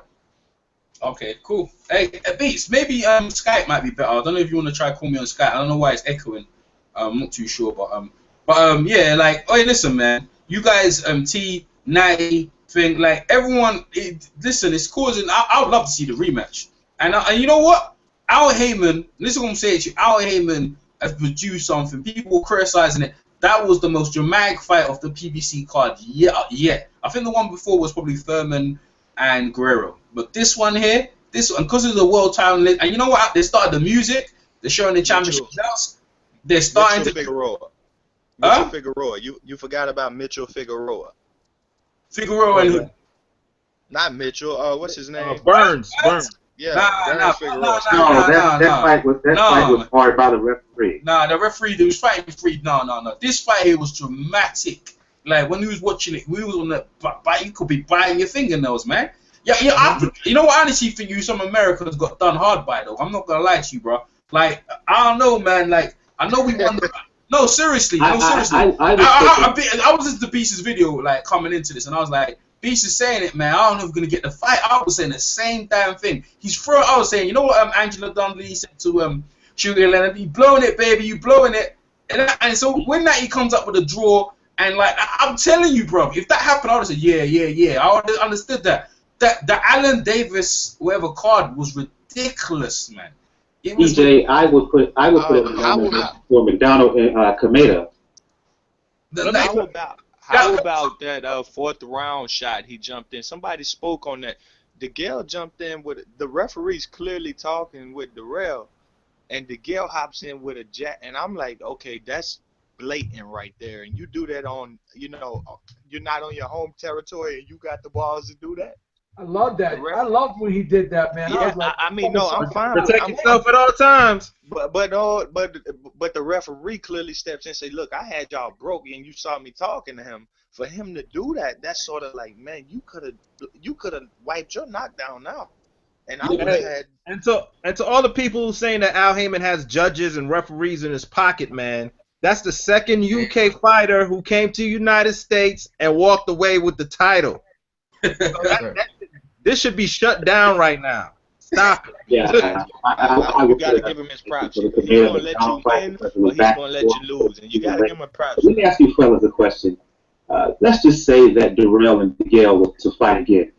Who would you give the edge to? Man, shit, I don't know, man. It's 50-50 again. I'll take the floor on this one. I thought this was gonna be a split decision fight for Darrell. This was not gonna be an easy fight. I called a split decision. I'm not gonna lie. Before those cards were announced, I'll say, oh shit, they're probably gonna give this to Darrell. That's what I said. I said that. Yeah, I said that. I said the same thing. I would go with Darrell in a rematch. I felt like he figured him out from 7 to 11. I don't believe. No, I really would. If you think about it, look at this. My card compares to Pacquiao Marquez 1. You think about it, my card sort of compares to Pacquiao Marquez 1. Yeah. You knocked him down, and you had a 3-point advantage, and on my card you couldn't take advantage of that. So I would have to say my card says Darrell won 7 rounds, I believe. So I look at it and say, I don't think he's going to be a little more hungrier. He's going to understand this guy likes to steal rounds. I wrote a note down, and it was about how some things Darrell needed to learn. And first, it was from all the way back with Froch and Abraham. He needed to be more mentally tough. And in that fight, I saw that. But the next thing was he needed to learn how not to let a round be stolen, and he needed to learn how to punctuate a round or just not let it be stolen altogether. Either way. Those were 2 things I seen about him that made me say, if he learns those 2 things, and he learned one, those are 2 things that said this man could go on a 5-year winning streak if he really wanted to. But that all comes down to mental discipline, and I still think he lacks that to some degree. And I don't mean that in a disrespectful way, because he's a hell of a fighter. He's a hell of a fighter. I don't see it, Joe. I know you're saying he got it took from him in the 12th. I didn't see it. Like, I saw him land. No, but what I'm trying to tell you is, he lets things slip away. He wavers from the game plan. In other words, all right, but DeGale's not a guy. I disagree. DeGale's not a guy where things are slipping away. DeGale is a guy. He's taking things away. He's that good of a fighter. These are good fighters. He had to switch the game plan after being knocked down twice in the second round. Man, it discombobulated. And Darrell, for those people who say that it was a clear DeGale round for 12. Darrell outlanded DeGale in round 12. Just for you guys to know. Yeah. Well, I don't feel that. I don't feel you could say clear from 11 to 12, but I do think he stole it. Well, he got it. Yes, he stole 11. No doubt, because Darrell stood there. He got beat up. He got beat up. No, not the 12. Let me just say this. He stole both. Going back to what I said last week. Who is that say he stole both? Oh, me. What you need? Going back to what I said last week, though, DeGale was cool as a cucumber from rounds 1 to 12. Darrell, he was talking, he was trying to pump us up. He was all over the place a little bit. And I'm not taking away the fact that he came back from those 2 knockdowns and won the 7th through the 10th on just about everybody's card. But again, let's give DeGale credit for regaining that momentum again. So I think DeGale was just a little bit more mentally stronger in this fight because he's the guy that should have been all rattled. He's a guy. He's fighting in America. He's fighting the whole the whole country guy. Exactly. He tricked cool as a cucumber because he tricked Darrell into fighting his fight. Hey, one minute. Darrell into fighting his fight. Now you're right. Hey, let Beats, but go ahead. Hey, everyone mute themselves though. Go ahead, Beats. Beats said it right. Like, you know what it was. You know, his body language was more like the champion. Like he was away from home. He's dancing around the ring. Like he had time to poke faces at him. When he wanted to attack, he attacked, defended. It was tight, but he didn't panic. And he was like Joe Louis in there, the poker face. And you could see the signs of worry on Darrell's face. It was a lot of pressure. See, that's the thing. People talk about hometown advantage. Sometimes it's not an advantage because, you know, all these people are expecting a lot from you. And some fighters crumble under it. That's why you see David Price go over to Europe with the Sauerlands. He went away from Europe. He went away from you after the 2 Tony Thompson defeats in Liverpool. You know, sometimes it's not that much of an advantage, and I think the pressure got to Darrell a little. It was tight on the scorecard. It could have went either way, but I think the pressure got to him, and Darrell did what he had to do. He was very professional, and he got it done. That's because he's part of the most excellent order. That's why you got to give him credit for that, baby. Go ahead, T. T's got a question for Beats. I got a question for Beats. First of all, did you watch the British feed or the U.S. feed with the announcers? The British feed, man. The British feed. Okay, all right. Okay, when you're speaking to him going, I didn't answer. I was assuming you saw the British feed though. No, I had the volume off. Okay, sorry. Go ahead. Which one did he say? He said he turned the volume down, so he didn't hear no one. All right. Well, if you would have heard it, the way you're speaking of the back foot boxing, the British feed was killing him for that. The U.S. feed was praising him for that, but was still taking rounds away from him through 7 through 10 on that point. And I just felt like I don't think he was confident at all. I think his body language said he was tired. I think both guys were a little frustrated because Darrell had picked up to what he was doing. That left hand or right hand that he was looping was now falling short or on the back. So you both had to adjust and do something. And the world-class level that this was on, nobody allowed no adjustments on them. I didn't see nothing but great boxing. I saw no hard taking. I saw 2 guys who wanted it, but you got to understand, if you go for it more than you need to, these guys going to counter you. So that's what I saw. Hey, let me ask you. Go ahead, Natty, because you want to say, you're on mute. Go ahead, Natty. Take your mute, because you was going to say something? Yeah, you're on mute. I was gonna say the same exact thing, and he looked cool early after he knocked him down. Of course he's gonna look cool. He has 2 knockdowns, but he did look frustrated when the round started slipping away from him, man. You know what I'm saying? And he tried to go for it. He lost the first round. He was losing the second round. And after he got that knockdown, I know, but see, of course he was feeling himself. He has 2 knockdowns. I know, but think about it. And of course, Darrell is going to be frustrated because he just got knocked out. But think about it, right? He lost the first round. His face got busted. His face got busted up. Then he was losing the second round, and then he just out of nowhere says, "Fuck this!" And like most fighters would have started to unravel when he landed them 2 knockdowns. This is what I'm saying. Like he took 2 times in this fight. The momentum was going far away from him, and this dude took the bull by the horns and said, "Fuck this! I'm winning this fight." Hey, Joe, he did it. Well, he did it in the second round. He did it in the second round. Then he did it in the 11th round. To me, it wasn't really a case of taking the bull by the horn. I think there was a defensive lapse on the part of Andre. Joe, echo, Joe. So yeah, go ahead, Natty. Do not hold your hands down by your waist with a guy with a left hand like that. It's just you just don't do it. Hey, let me comment on Joe's point about the Gale staying the course, because in 2 fights recently we saw fighters go from their success area. I'm gonna talk about Triple G versus Really Monroe, and I'm gonna talk about No. We go stay on. No. I'm just gonna keep. I'm making a point about this Okay, the go ahead, success area. Well, I got to give Joe credit on something he pointed out. And also it was Kovalev, Stevenson. Y'all remember where Monroe had success? You remember where Pascal, had success. And after that success, they went away from the area they had success. They just left it. No one forced them to do it. They just left what they were doing and went to say, "Hey, I'm giving up." I got to give Joe credit to where he said, like he said, it wasn't the same kind of fight where he was getting dominated. He was just getting outboxed. He did get cut a bit, but Darrell had the edge and he was holding the cards. And after DeGale put the cards in his hand, he never gave the cards back to Darrell. They might have sat on the table between the two, but he never gave it away. And I got to give Joe credit for pointing it out, and I got to give DeGale credit for staying the course.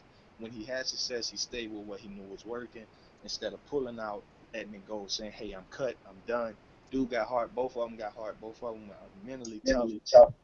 Yeah, so it's just a good point he made. The dude is he's mentally disciplined, man. I think the only thing that made a difference in that fight was that DeGale was able to trick Darrell, because Darrell was down on the cards. He was able to trick Darrell into fighting his fight. He was able to sit back and counterpunch Darrell. And Darrell came into the fight with an attitude, and I'm going to walk you down. And Darrell doesn't walk down people. Yo, but this dude is crafty. DeGale got into a position where he could counterpunch. Now, when Darrell figured out DeGale, he started walking him down, which is what you saw from 7 to 11, because DeGale wasn't landing a lot of shots either. Okay, people are making it sound like DeGale masterclass Darrell. He did not. Okay, when DeGale began to miss shots, he got frustrated himself. DeGale got frustrated, folks. Okay, Carl Froch commented on it. And what happened was in round 11, we had two guys who had adjusted throughout the fight, and they were clashing with one another. Okay, personally, I told you I thought Darrell won round 11. Okay, because DeGale really didn't steal that round. I don't know. Well, it's my opinion. And my point is, the two guys, you saw how equally matched they were. What you saw, even at the end of round 11, you saw Darrell was trying to get that knockdown or knockout. That's what you were seeing. And Darrell realized after round 11, I'm not going to be able to knock this guy out. And that's what you saw at round 12 when he hugged him up. But can I say one thing, what you need? Now, there was no point in time in this fight, I thought, where Darrell really hurt DeGale, even though he busted his face off. Oh, yeah, he hurt DeGale a number of times. Hey, you guys. You know, I'm gonna have to control this now. Like, when one person's talking, like, Joe's gonna finish, then beats his, and we're gonna continue. Yourself, yeah. Okay, I want to get no.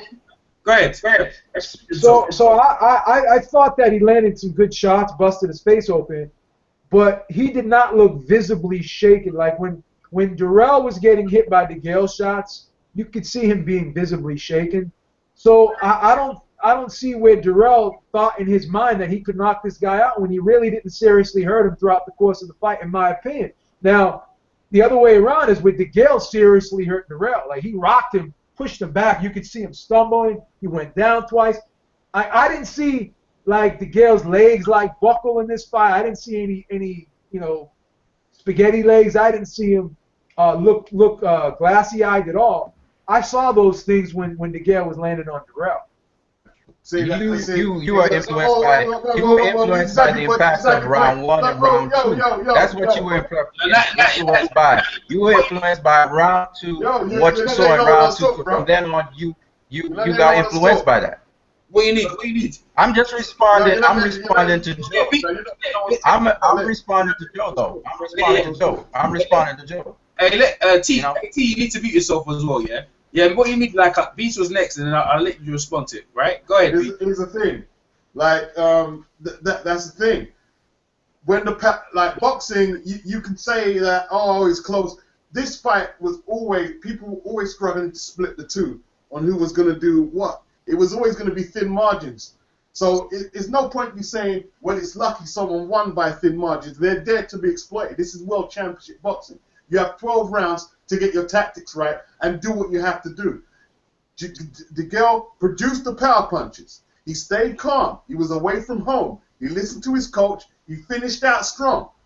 You can't ask for no more than that. He didn't have to do no masterclass and dominate Darrell. He got the W. This is World Championship boxing, right? A lot of times, thin margins will separate you from also ran from ATG. It's as simple as that. All right, cool, man. But we are here we just here to pick it apart and see what, if that is 100% correct. The scorecard gonna get read, it's gonna go down in the history books. But here we just gonna be here picking apart what we saw, how we felt, things that we might disagree with, points from others that we might disagree with. And I mean, one second. Somebody's not muted. Okay, there you go. Somebody was saying that he was looking for a knockout. I totally disagree with that. I think he understood that this guy can be hit. I can be hit. Darrell adjusted to his power, and on the British feed, you hit it. He said, "Hey, shots that wobbled him and knocked him down. This guy's walking through them now." Darrell was DeGale would throw a looping right hand, and if you're pulling out and you get touched with that, your chin is going to move. It might not hurt you, but it might look good because you're pulling back. So that's just how 1 + 1 = 2, and that punch plus your pullback = 2 anytime. So I think Darrell was not looking for the knockout. He was placing his jab better in the later rounds. He was looking to point. He was looking not to get the round stole from him like he know it was in the round 11. That's what I feel. I do not feel either guy was pressed to knock down. Okay, Michael, what you need to respond to that real quick. Now, Michael, and then we're going to talk about what's next for James DeGale. Go ahead, what you need. Well, here's my argument about pressing for the knockdown and knockout. When you're 2 points down, keep it short. Go ahead. Keep it short, though. Go ahead. When you're 2 points down, why are you guys trying to mute me? What's the deal with that? I'm just trying to talk. Okay. I'm just trying to say. Well, I'm being sensitive, man. Okay. Anyway, I'm gonna say what I gotta say. Get it off. What I'm saying is, right? I always have a point. That's the difference between me. I'm just saying that when you're 2 points down in a fight, you've been knocked down twice. Andy Lee had to get a knockdown. You understand what I'm saying? You have to do something dramatic. You either have to dominate a round, or you have to do something dramatic to get your points back up because you're 2 points down. So this guy was pushing for that. He was pushing for it.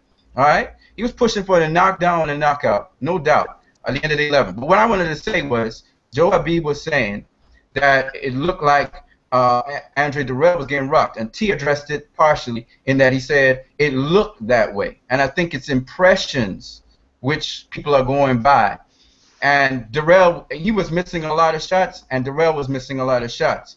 But what I'm saying, the other point I'm making is this. In that competition, because it was a competition, right? In that competition, as Beats was saying, it's all about getting the W. And I'm saying, this is my major point here. I'm saying that Darrell, up here, he played into James DeGale's game. That's what happened. He played into James DeGale's game. Instead of, people were saying he needed to keep more composure. He needed to work towards a knockdown. He needed to work towards responding to DeGale. He didn't do enough body work, okay? And he realized he needed to double and triple the jab to get inside on DeGale. So he learned those things later on. He was trying to implement it in round 11, but he was trying to force the action to get the knockdown or knockout. That's the difference there. That's a great. One quick response. Go real short. Going back to what I said last week when I said the mental aspect. That covers a lot of area. It doesn't mean that a guy just breaks down and he's rattled and he's not focused, whatever. When mental aspect is being able to fight your fight and impose your will on the other guy using ring generalship. So if another guy is able to sucker you into fighting his fight, that's part of the mental part of the game, and that's where I thought DeGale had the advantage. So that ties into that. When you say, okay, he got tricked. Okay, so if I trick you, I'm playing on your emotions. That's mental That's part of the mental. That's psychological warfare. Yeah. Like when Duran had Leonard fighting his fight, that's psychological warfare. So that's the thing. Like, when have you ever heard anybody say about Mayweather, oh, this guy made Mayweather fight his fight? That's what mental discipline means. When someone cannot deter you from doing what you want to do. This guy, DeGale, right, went into this guy's home country, whatever, backyard, and he did what he wanted to do, and he was unflappable. The other guy was the one being tricked into fighting his fight. So that's where the mental advantage comes into play from DeGale. That just reinforces my point, in my opinion. Hey, that's a good point. And then we're gonna on that note, one more thing for Michael, and then we're gonna move on. Michael, you wanna add to anything what Joe Habita said? It's been back and forth talk throughout. I don't think I can add anything new really to the discussion. I will just say that I think the knockdown from DeGale just dramatically changed the fight. It always had Durrell fighting from behind. That was his mindset. He could never really recover from that. I think the knockdown was really the key to the fight. But other than that, I have no further things to add. Let's just move on and talk about the future. Yeah, EJ. Go ahead. Yeah, I want to ask Joe one more question, and I'm fine with moving on as well. From all accounts and everything I've ever seen of DeGale, he was more of a pressure fighter. He would fight out the back foot if you forced him to. But from everything I ever seen of DeGale, he was a guy that came in, worked brilliant combinations, had a hand up, and threw big hooks, looping hook. I'm not understanding your point that DeGale forced Durrell to fight his fight. Durrell was coming forward, and from every account that this fight was going to be Durrell on the back. I was told by somebody I could bet my ass. I can't remember who it was, that I could bet my ass that DeGale would be Stuart Little on Boxing Voice, that Durrell would be Durrell would be on the back foot, and DeGale would be on the front foot. So I'm not understanding. Hey, let me answer that real quick, man. It just shows the versatility of James DeGale. I played a little interview at the start of the show, and he was saying that in that he didn't want to make no mistake. He just wanted to get the win, and in that encapsulates everything. He just wanted to get the win. Like Floyd Mayweather, he did enough just to get the win, so he wasn't going to risk everything. And so I mean, if you've seen James DeGale fight a lot, like I have, I've been following the guy. He fights a million different ways. He just doesn't fight. He just doesn't fight one way. Exactly. He does what he has to do to win, bro. Yeah. I mean, he fought aggressively. He fought aggressively in the Groves fight because Groves was the guy that was kind of fighting off the back foot, and then when he slid back, he took advantage of that. But this guy moves in different directions. He slides back. He can counterpunch. He can be aggressive. He can throw feints. He can walk you to one side. He can get you reacting to his punches. He can do a lot of different things. It's not just one thing. I was just piggybacking off of what You Need said. What You Need was the one that said that he tricked Durrell into fighting his fight. I mean, I gotta say, I don't think either guy implemented a style that was just carried anything. I think both guys kind of just had to win a round and lose the round. I really didn't see it. If you really look at the fight, though, who was able to fight? Who was the ring general? Durrell, I think, had some good moments. I think the rounds he won, like, I'm gonna be honest with you, from rounds like 6 to 10, right? Excuse me, 7 to 10.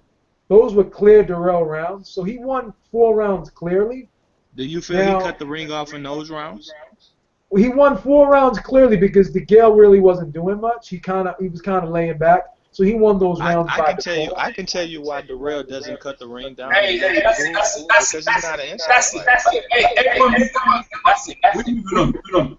All right, let's go. Everyone, we're gonna take charge of this, man. Because I hope you guys, fight fans, listening, enjoying this. That was a real good hot debate. Mute yourself, T, as well, bro. I want no feedback. Like a real good debate. So I'm gonna go around the round table. We go around the round table, and then we chop up again. All right. So let's go to boxing, Beats and Rhymes. What's next for James DeGale and going forward, Beats? Go ahead, Beats. Carl Froch, Wembley Stadium, another 80,000 crowd, and I think Carl Froch will be fancying his chances because like if DeGale wants to take breaks, Froch is gonna have to exploit that. But can Frotch do that? Because he's looking at the back door right now. He's looking to get out there. If he's gonna beat the girl, he's gonna have to. You see all where Darrell didn't push himself. Frotch is gonna have to fill all them gaps in to win that. And it'll be a life. Listen, it'll be a hard fight for Darrell. I mean for the girl. It'll be a hard fight for him. But that's the fight I want to see. I want to see that. I wouldn't mind to see him. Triple G. I wouldn't mind to see Triple G go up, take on the girl. Now he's got the belt. I wouldn't mind to see that. They're the kind of fights I'm looking at. And I still maintain he's already beat Darrell. Like, I'm not saying he shouldn't fight him again, but he should wait until Darrell brings a little more and then do that. Get a fresh challenge. He got the booby prize in world title fights. Big awkward southpaw away from home. Don't jump in there straight away. You just win the crown, man. Like if you can't get the Frotch or a Triple G or a big money fight, I mean, like, do what you can, defend the title. Defend your title, get a nice little homecoming party, and then look for the big payola fights, man. Yeah, that's what I'm going with it. All right, so you got over there. You got Carl Frotch and Triple G. All right, Michael from Pound Pound Boxing Report. What's next for James DeGale? Interesting division, 168 pounds. I'm with Beats on this. I would like to see a fight with Carl Frotch's bad blood between the two. Talk of a fight before between the two before I turn it down. It all depends on these rumored negotiations with Frotch and Triple G. Will it happen? Will it not happen? If it doesn't, I would like to see Frotch and DeGale settle their beef. Another fight out there, I would like to see a rematch with Groves, assuming he beats a Valdu Jack. In this upcoming fight, that fight has been official. It's official now. It's going to be made. Ward, I don't see it right now. But yeah, the two main fights for James DeGale moving forward, Carl Frotch and possibly rematch with George Groves. Thank you very much, Michael. What do you need? Unmute yourself, my friend. What's next for Triple G? Well, you mean James DeGale? Sorry. Yeah, it was Triple G? It's late night, bro. What's next for James DeGale? For Chunky. My bad. No. Thanks for correction. Thanks for the correction. Go ahead. Okay. James DeGale, man. First of all, I want to congratulate him on a very good win. That was an excellent win. For James DeGale, everybody's saying Carl Frotch. How about the winner of George Groves and Valdu Jack? Mm-hmm. So maybe that. Okay. Is that what you're gonna add? Okay. Is that if you see something that's burning, bro? Alright, what you need facts, bro? Short, sweet, straight to the point. Alright, man. You yourself, Jay, a lot of people are mentioning this Carl Frotch potential fight, which you would think would be a huge fight, right? But I don't think Carl Frotch wants the fight. He doesn't seem too enthused about it. I could be wrong. Maybe after this victory, he may change his mind. But it seems more likely that the Valdu Jack, George Groves. I think if George Groves wins, that's a natural. Imagine the pre-fight hype for that fight. These guys already don't like each other. There was a lot of trash talk before their first fight. Now James DeGale can say a lot of things. He's got a title belt. He can say, yo, you got knocked out twice by Carl Frotch. These press conferences would be awesome. It would be great, man. I can just imagine, all the TV and stuff going on over in the UK, how heavily hyped and promoted this fight would be. I'm sure the Frotch fight would be great too. But, I don't know if DeGale and Carl Frotch could bring like the animosity that Groves, because Groves just gets under people's skin. He's just got a way of like crawling up deep underneath your skin and making you scratch that shit out. He's like he's an irritating dude, man. Yeah, he is. And I think that would just grate on DeGale. I think that would be intense.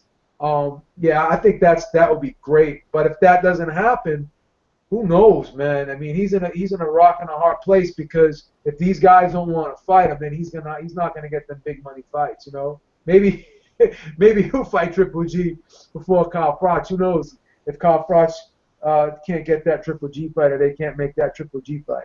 We'll see. Yeah. Carl Froch was looking for an easy one. Junior. So he was looking for an easy one against Chavez Jr. and that didn't happen no more. So all the fights he's got are hard fights now. So he's definitely contemplating retirement. We go to T and then I'm gonna burn. Go on T. What's next for James DeGale, my man? I got a question first. Isn't no, because I'm not familiar with the UK scene as much right now, promotion wise. But I know Eddie Hearn no longer has George Groves, and I know he's with like Sauerland. Yeah, that's right, the Sauerlands. Okay. Yeah. Is Sauerland the same as Frampton? You know, is Frampton with them as well? No, Frampton's with Baron McGuigan. Okay, that's correct. You're 100% right. But first of all, I know he's not getting Froch first because I'm at least 100%. I'm trying to hope this is right that Carl Froch and Triple G get it on. I know he knows that's the bigger money fight for him. Froch is more important. Than what's for DeGale because Froch is the money man. So DeGale has to play off of that. So Froch Triple G happens. If Froch wins that fight, I don't know if he does, and DeGale and Groves get it on. DeGale and Groves get it on after Badu Jack. Then maybe if he put asses in the seats, maybe you'll see Froch versus DeGale. But right now, I just saw an interview where DeGale is saying Andre Ward does not want to fight him, and he won't fight him. Andre Ward is basically saying he's scared of him. So if we see that, maybe it's interview talk, maybe it's not, but he does have champions like Badu Jack. Badu Jack could easily beat Darrell if he keeps the pressure. I mean, shit, I keep doing that. DeGale, if he puts the pressure, not DeGale, Groves, if he puts the pressure on him. So we'll see, man. Like he got a road. I just hope he doesn't take the Kell Brook route and give us a Frankie Gap. I don't want that. Okay, man. Thanks for that, T. So my take on it, I think what's next for James DeGale, I'd like Arthur Abraham's fight. I know no one was talking about it. I think that's the easiest fight, man. It's easier than DeGale, and that's easier than Groves, man. I like the Arthur Abraham's fight with the Sauerlands, man. I like it easy, man. Easy is gonna take that. That thing is just easy, bro. James will laugh his head off all the way to the bank. That is money in the bank. Look, if it's in Germany, bro, like, you know what I'm saying? If it's in Germany and he used to do some of them rounds where, he's on the bike, they'll give Abraham them rounds. So they'll give him them rounds. But I like the Abraham on picking up an easy WBO belt. Now with the Groves and Badu Jack, man, I like Badu Jack in that fight. Groves ain't looking that good. I think Badu Jack will probably win that fight. Floyd, Al Heyman, they have a big contingency. They saw what happened to Darrell. You think that's gonna happen in America again twice? No, sir. So if they don't get that fight in the UK, if let's say Badu Jack wins, they want to try to get that fight in the UK. Other than that, it's already here. It's already here. I'm talking about Badu Jack is fighting Groves in the US, right? Yes. Okay, I'm trying to say if Badu Jack wins, if Badu Jack wins against George Groves, right? James DeGale is not. I don't like his chances going back to the States and trying to get a decision against Badu Jack. I don't like it. I'm not comfortable with that. I'm not even comfortable with him fighting Arthur Abraham. But Arthur Abraham is easier than all of them. He'll just pick up a belt easy, depending on where it is. It's probably going to be in Germany, but I like that one. He can pick up a W belt and then see what else is going on with the rest of the division. Because George Groves, depending on how he comes out, if he gets through Badu Jack, he's going to be beaten up, man. Badu Jack is going to beat him up. If he gets through that fight and just squeaks it, it'll be a tight fight. If he gets the belt, you're going to take a year to rest, and then maybe. But I like, if that happens, then that fight off. But I like James to go going against Arthur Abrahams moving forward. And Andre Jarrell, he might as well go if he wants to come back. I know no one else has talked on it. I like him going against Arthur Abrahams. Yeah, I like him going against him. I think he can pick up a belt for Arthur Abraham. Arthur Abraham is a belt waiting to be picked up by one of these dudes. He's so done. He's so done. He hasn't got the same power as he had in middleweight. He's not showing that. He did knock out Jermaine Taylor, but other than that, I don't know who he's really knocked out. He has life and death battles that's in middle. So King Arthur Abraham, that's what I like next. I think we should move on, right, fight fans, for everyone listening, because we done smashed the debates. We're gonna go straight onto the ESPN. So end of the era. Yeah. I'm gonna start with Joe Abid on this one first, and then Beats after. So ESPN, they showed their final show. I hope Joe Abid watched the card, and Beats maybe, I'm not too sure if Beats watched them, but Beats probably couldn't talk about the end of the era, and you guys, and then I'll go through the card as well. So first we'll just talk on the, ESPN end and how you feel about that, and then I'll go through the card as well. So Joe Abid, go. Yeah, it was a good card, entertaining. A little surprised with Adams. But the thing is this, this reminds me, I don't know if you guys remember, I know What You Need will probably remember this. You remember Tuesday Night Fights on the USA Network? Remember Sean O'Grady and Al Albert? I don't know how old you are, but the Tuesday Night Fights were like... Yeah. Beast remembers that. Yeah. I remember that. That was a long-standing series, and that went away, and then that kind of... After that went away, you kind of saw more boxing on ESPN. So, I think that Teddy Atlas, they're still gonna have shows on ESPN, but I think in a way this may be better because now if you have the PBC on ESPN, I think you're gonna get better matchups, more competitive matchups. So I don't think it's a bad thing. Now the Boxino tournament, somebody asked me today about the tournament, and they were like, what does this tournament mean to these fighters? How significant is this tournament? And I say, you know what? You saw Willie Monroe. He won the tournament, and then he stepped up and fought Triple G, and you saw what happened. Now, let's not have delusions of grandeur here. I love the tournament. I think it's great. I think all these fighters are pretty much on the same level that are in this tournament. It's a good thing for fighters who aren't at the top level, who are kind of just beneath that, to be able to fight each other and win some type of title or win some type of trophy or whatever. So I love that, but I don't think that, and I could be wrong, and I hope I'm wrong for the fighter's sake, but I don't think that winning these tournaments really is a free ticket to a title, meaning that these guys are going to be, title contenders. They could be contenders, but I don't think they're going to be like... These guys aren't going to be like elite fighters. Let's make no mistake about that. And I'm not saying anyone's saying that they are, but it's just a good thing. I think that you have. It's like almost like the farm league, the minor league title, or whatever. I think it's good in that aspect because it's good that at least these guys can win something. I just don't see I could be wrong about Willie Monroe. Maybe he could win a title. I don't know. I don't see it in the near future, and I don't see the winner of the heavyweight tournament. I don't see that guy could ever be heavyweight champion. I just don't see it. But hey, it's a good thing. It's just good to have competition. It's good to have tournaments. It's good to see evenly matched opponents fight each other, and I think that's what you got with Boxino. So hopefully they may be able to continue that at some point on some other network, or I don't know. But I think it was good in that regard that you got to see evenly matched up, pretty competitive fights. Okay. Real quick, Joe Abid. So do you see any of the fights?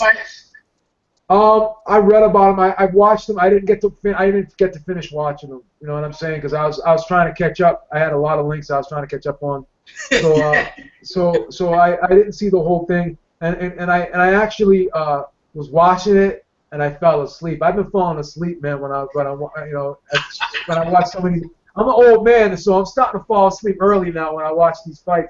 Sometimes I'll start watching them, and then I find myself falling asleep, and then waking back up again to take a piss like at 1 o'clock, and the fucking fights are over. So I'm like, oh shit, you know what I mean? So I'm gonna start making a point to stay up and really focus on watching these fights. But okay.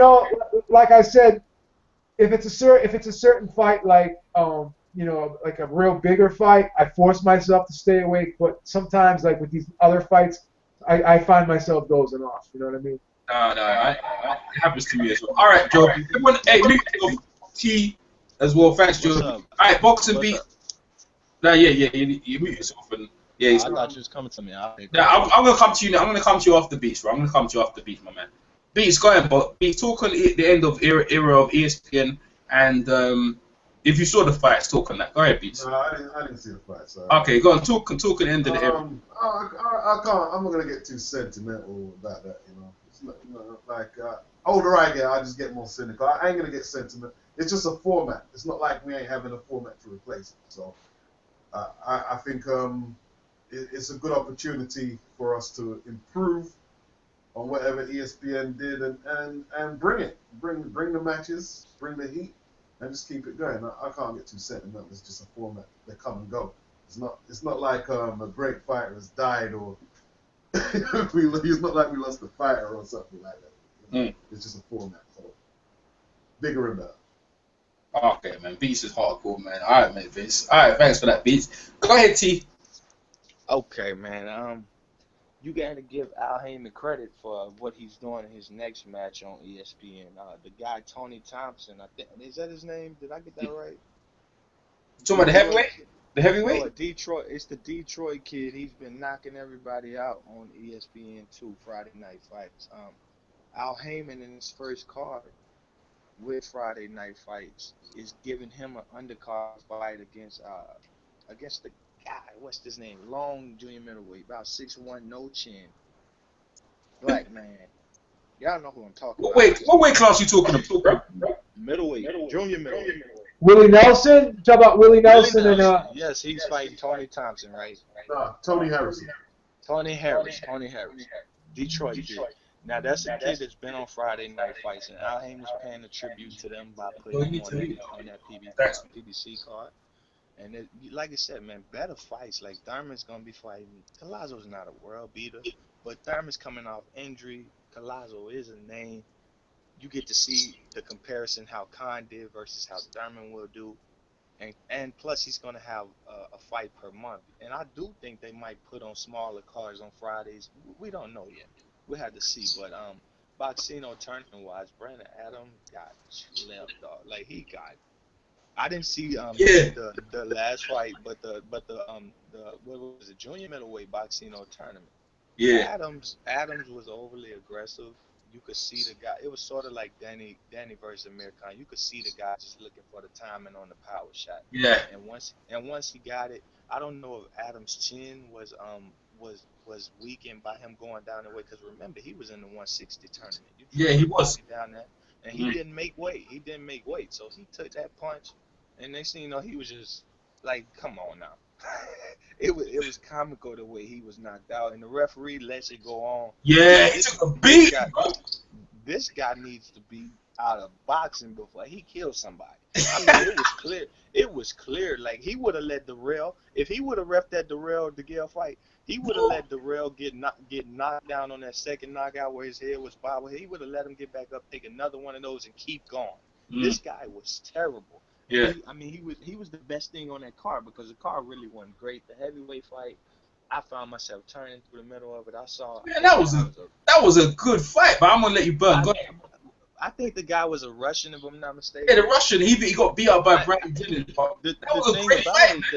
The thing about it, it was such heart taking from the black guy was in there. You could tell his heart. He used to play American football, didn't he? Dalvin Dennis. He used to play American football. He reminded me of Seth Mitchell, and like them big dudes who had no fundamentals. He was using his jab and everything. He don't know how to like set up his stuff. He got his heart took. He got his heart took, and you could totally see it. And I just told myself, there's no need to keep watching this. I see this guy taking his heart.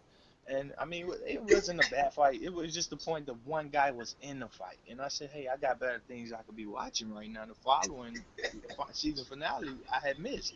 So this guy just was getting beaten up. From it. I am going to miss Friday Night Fights though, because on Fridays I don't like to do very much. I ain't no club person. I would like to see it, but I believe on other places I talk boxing, they said it's going to be different fights on Fox Sports, and they're going to be putting them on the different networks. Okay. Hey man, you at least you watched the card like I did, so I enjoyed it.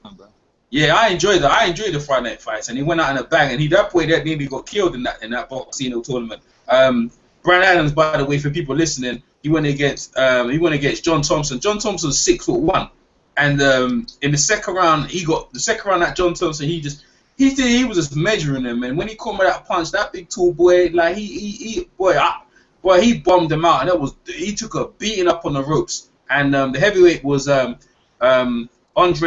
what's it, Vedados? What's his name again? Fedor, yeah. He beat the. Listen, bro, that fight was a slow. Like he said, like T said, he took his heart. Donovan Dennis, he took his heart slowly and beat him knockout in the 8th round. But that was a good fight as well, Boxino. Let me go to what you need, Michael, and then we go to you because I know you got a lot to say on ESPN and whatever. Go on, what you need. You go ahead, man. Yeah, the two questions were, what's going to happen? Will you miss it? And also, I think the second question was, what do you think about the bouts, right? The belts? No, I didn't say about the belts. The fights. Yeah, the fights. Yeah, that's right. The bouts, the fights. Right. All right. Let me go this way. First of all, I really enjoyed Boxino, the ESPN Friday Night Fights. Hopefully something replaces it on a Friday. You're saying Fox, probably Fox Sports, maybe True TV, because I think True TV had something over the weekend as well, and probably a number of other showcase events. But what I would say is that it ended, like you were saying, you guys went into the fight somewhat. Fedosov versus Donovan. We all knew Donovan is open for that overhand right every day, all day, every day. So, and then in the fight with John Thompson versus Brandon Adams, I never expected that to happen. Thompson got decked. I think he got clocked and knocked out by another guy who's on. He's on Showbox now, undefeated fighter. So Thompson got knocked out before. He wasn't supposed to be in the competition, right? Mm-hmm. He wasn't supposed to be there. He was replacing some other guy. And he made it to the finals.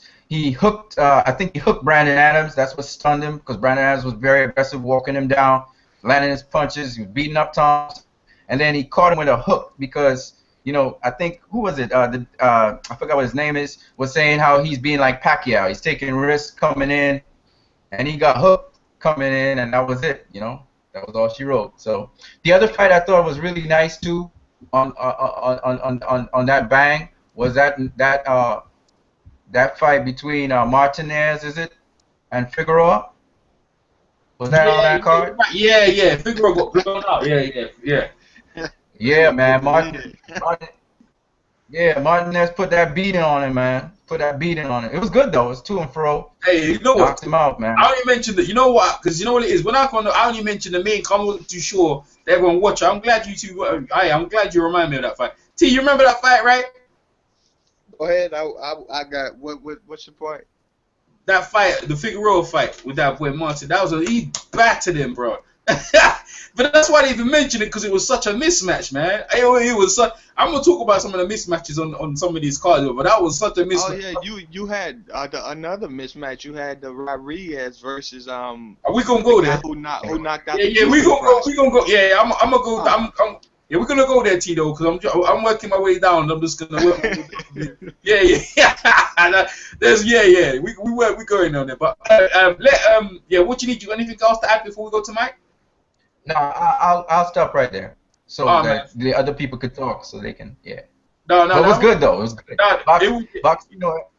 Sorry. No. Go finish what you're saying. Go ahead. It went out with a bang, man. It was fun to watch. It was fun to watch.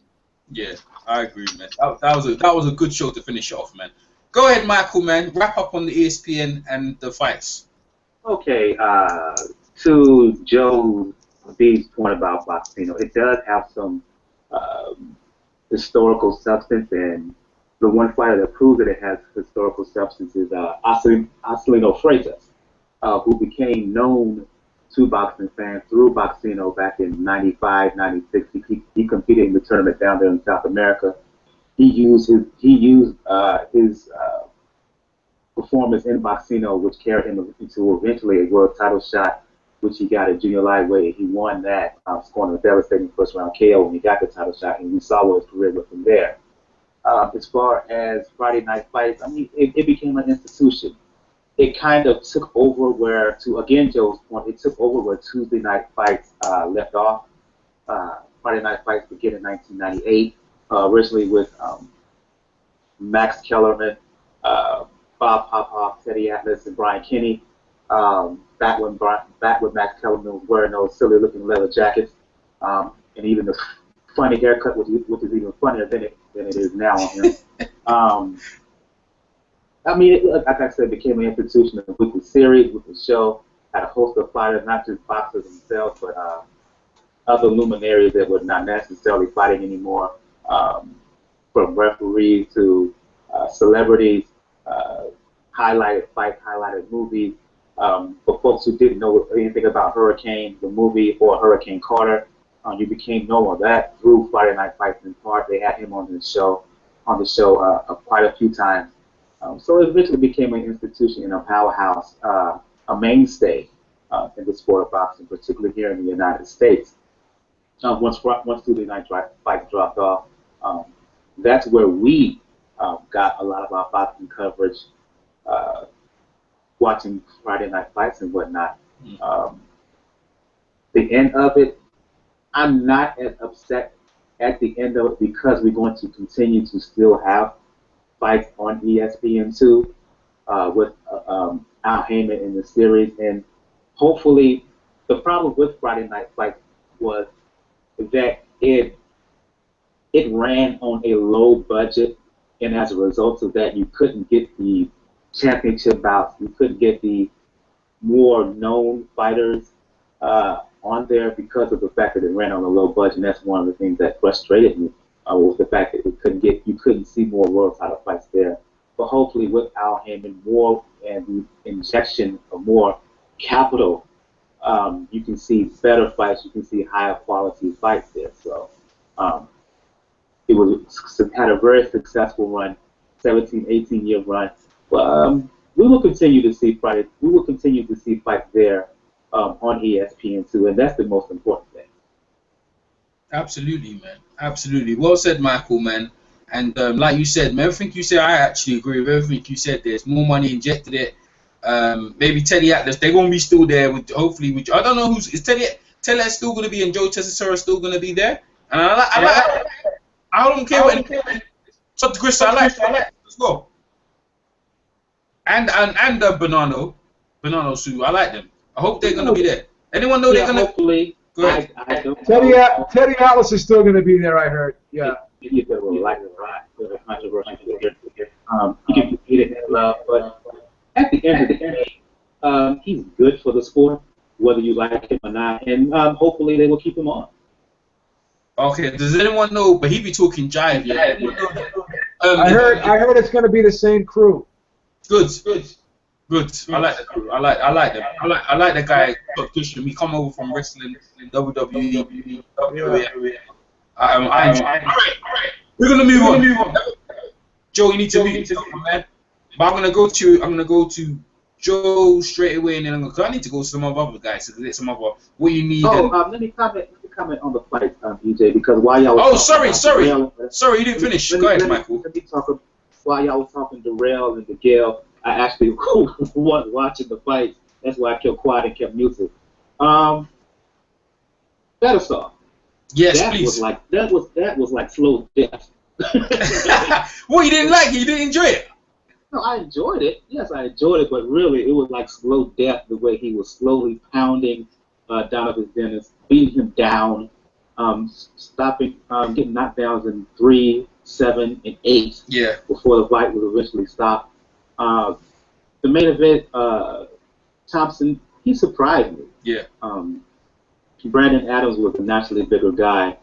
In round 1, I thought, oh, Thompson, he may be in trouble here. But as round 1 went along, and into round 2, you could see that Thompson, skinny dude, I didn't expect him to have that much power, to be honest with you. He slowly but surely started to find the range. And when he caught him, it was over. The additional punishment was unnecessary as far as I'm concerned. The referee should have stopped it. But very good win by Apollo Kid Thompson. Very good win, the best of his career. Let's see what he does moving forward. Absolutely. So what? See the Andre Fedor. I like that dude though. I like that Russian dude, man. I like that methodical, slow, walk you down, pick your punches off, and bang you to the body in your head and pull it on you. Like I've seen him quit, obviously. Like he didn't get out of his corner with Brian Jennings, but I like that dude, man. I'm not gonna lie to you. I'm gonna become a fan of that dude, bro, because like that. I know he ain't a big heavyweight, but that motherfucker was like a fucking tank. Yeah, he just came and just parrying shots. Like for anyone seeing it, this Andre Ferreira from Russia, yeah. I mean, I'm talking. We're gonna get to this Alamik. We're gonna get about this Alevana Povetkin. No, we're gonna get to him. But what I'm talking about, this dude is like he's like a poor man's Mike Tyson, bro. I'm not gonna lie to you, bro. He reminds me of Mike Tyson, bro. He parries short hooks, and he beat the crap out of that dude, yeah. But you know the thing about when you see the tall black dude, and he was using his jab, and they say you should use your jab. The thing about that, yeah, he was using his jab. It didn't matter what he was doing, because what happened is that fella, he was parrying every single thing. So when he was throwing a jab, he was just parrying it, so nothing was landing. And when he got close, he just let them punches go. But hey, man, like everyone, different strokes with different folks. I enjoyed it, and like you said, the Brandon Adams fight. This guy John Thompson, I'm gonna look out for him. That was a good beating. So all right, moving on. We're gonna moving on. Natty Turner just jumped back. Actually, let me ask Natty. Natty, ESPN, end of the era. Before we go. Oh man, it's hard to say goodbye, man. It's so hard to say goodbye to yesterday. You know what I mean? I've been watching that for decades. It seems like there's been Friday night fights, Tuesday night fights on USA, Sunday night fights on Fox Sports Net. You know what I'm saying? Just to name a few, man. But I came up on all of this shit, and I've seen classic fights. A lot of people on the come up, from Zab Judah, Emmanuel Augustus, Mayweather. Mayweather. Oh man, and Mayweather on ESPN too, man. We used to Mickey Wood coming out. Remember that? What's the Butler and Otis Grant incident? Yeah. Oh, was that on ESPN when he punched him? Yeah, it was on ESPN. It was on Friday Night Fights, man. Whoa, that's the same guy who burned down Max Keller's. Yeah, because that was Max's homeboy. Yeah, Butler and Julio Gonzalez. That's the fight. Whoa, man. No, that wasn't Julio Gonzalez. It was a guy from the Caribbean. What's his name? Jamaican guy. Otis Grant, I believe his name. Otis Grant. Richard Grant. Yeah, there you go. With the blonde hair. He was celebrating. He cocked. Oh, that was devastating. Yeah, remember Julian Letterlow? Who remember Mr. KO? Yeah. I remember. Was that Julian? Go ahead, Beast. Gonzalez. I don't know. Remember the fight from Gonzalez? Yeah. Say that again, Beast. With was it Gonzalez? The guy. Yeah, Gonzalez, the same guy that Roy Jones fought. Gonzalez. I'm sorry. Yeah, man. So I've watched classic matchups. What's his name? Emmanuel Augustus versus Burton. Was it Corey Burton? Was it Burton or you talking about Mickey? No. Mickey Ward. That was a good one too. But before that, Mickey Ward. Yeah, Mickey Ward. Yeah, Mickey Ward. The Wood one was good. The Wood one was good. Yeah, Bieber's a Boston guy. He know what's up. Yeah. You know what I mean? Classics, man. Yeah. Provotnikov. I saw Provotnikov come out through there. And even more recently, yeah, Provotnikov and what's the Cuban dude name? What Felix? Just for Terrence Crawford. That's with 50 Cent. Gamboa. Yeah, Gamboa. Don't forget about the great white Apollo Creed, Chris Algieri now. Chris ESPN brought some young talent. Yeah, man. Kendall Holt. Yeah, X-rated. Yeah, he got Earl Spence on the come up from there. And we thought KO, what's his name? KO from the Dominican Republic. We thought he was gonna be something, but a lot of these cats we thought was gonna be something. Jason Litzau. He go over here, man. He going everywhere, man. There's a whole bunch of cats we thought was gonna be something, but not so much. Hey, Sonati. So did you see the card? Yeah, man, I saw the card. Yeah, the Boxino, what you call it? Finals or whatever. Yeah. Heavyweight. Pretty action packed. I like the heavyweight fight. With that Southpaw versus the Russian dude. Yeah. That was a good fight. Yeah. Go ahead. That was a good little scrap, man. Yeah. it looked like he was outboxing the Russian dude for a second there, man. But the Russian dude started going to the body. Slowed his ass down, caught up with him. That's all she wrote, man. Because he has power, man. The dude had power in both hands, and he was taking several knees, several knees against the dude, and you know he got him out of there, man. It was a good card, man. I'm sure you guys talked about Perez. You guys talked about Perez already? Perez? And Povetkin? Nah, we ain't going there yet. We're on the ESPN. We're going slowly, bro. Because that's how I watched it. That's how I watched it. Yeah, all right, leave it there. Leave it there. Then we're going to the Russian card, yeah? All right. We're going to the Russian card. So I'll let you start. All right, go ahead. On the Russian card, Alexander Povetkin versus Mike Perez. Go ahead, then, Natty. You go first. Well, man, as I said in the previous hangout, we at least I think we all thought this was going to be a barn burner. You know what I'm saying? It's going to be back and forth. Some of us thought Povetkin was going to win. Some of us thought Perez was going to win. But damn. I mean, yo, why was Povetkin looking like the Terminator? I'll be back. Why he looked like he has cybernetic implants and shit? You know what I'm saying? Yo, man, Povetkin looked good in there, but I won't accuse him of anything, but he's looking a little extra. That's all I'm gonna say, man. His power seems a little bit extra in there. You know what I mean? Now that could be as a result of Mike Perez getting caught with something that he didn't see, not being ready, his head not being in the game, being in the best of shape, and things of that nature. But it just didn't seem to me that Povetkin had that kind of power previously. Is it just me? But yeah, man, he looked good. He looked strong and fast, much faster than I've seen him. He beat him to the punch, laid him out. The second knockdown, it should have been over after that because he went stiff. His body went stiff. So I don't know what the referee was doing, allowing that man to continue after you go, you know what I'm saying, and hit the canvas, and you allow that to get up and continue. You wave that shit off, man. You know what I'm saying? He's not ready. He's done. You know what I'm saying? But he eventually stopped it, and it was more than a good stoppage. But Povetkin looks dangerous. And now he's the mandatory for Deontay Wilder. We'll see what happens with that. I still think Wilder wins behind the jab, but you know, you never know. Yeah, man. You never know. All right, T, go ahead, T, man. Unmute yourself, man. Hope you saw the fight. All right, here I come. All right, we're gonna talk about the Russian card here. Yeah, we're gonna talk about this one here.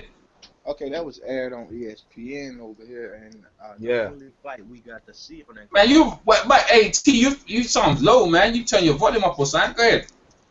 Okay, I think I'm talking out the wrong end. You got me now? Yeah, there you go. That sounds better. Okay, yeah, that card came on ESPN over there, and we didn't get the Cruiserweight Championship bout. I didn't see that one on either. I was late to the party on ESPN3. So I saw Perez, like he's been in with a guy, and he made the guy go out of there with, you know, what? He didn't kill him, did he? Did that guy ever die?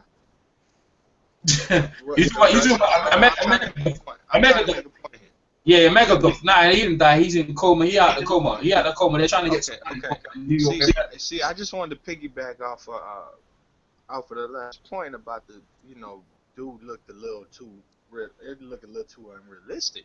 But then again, this is the heavyweight division.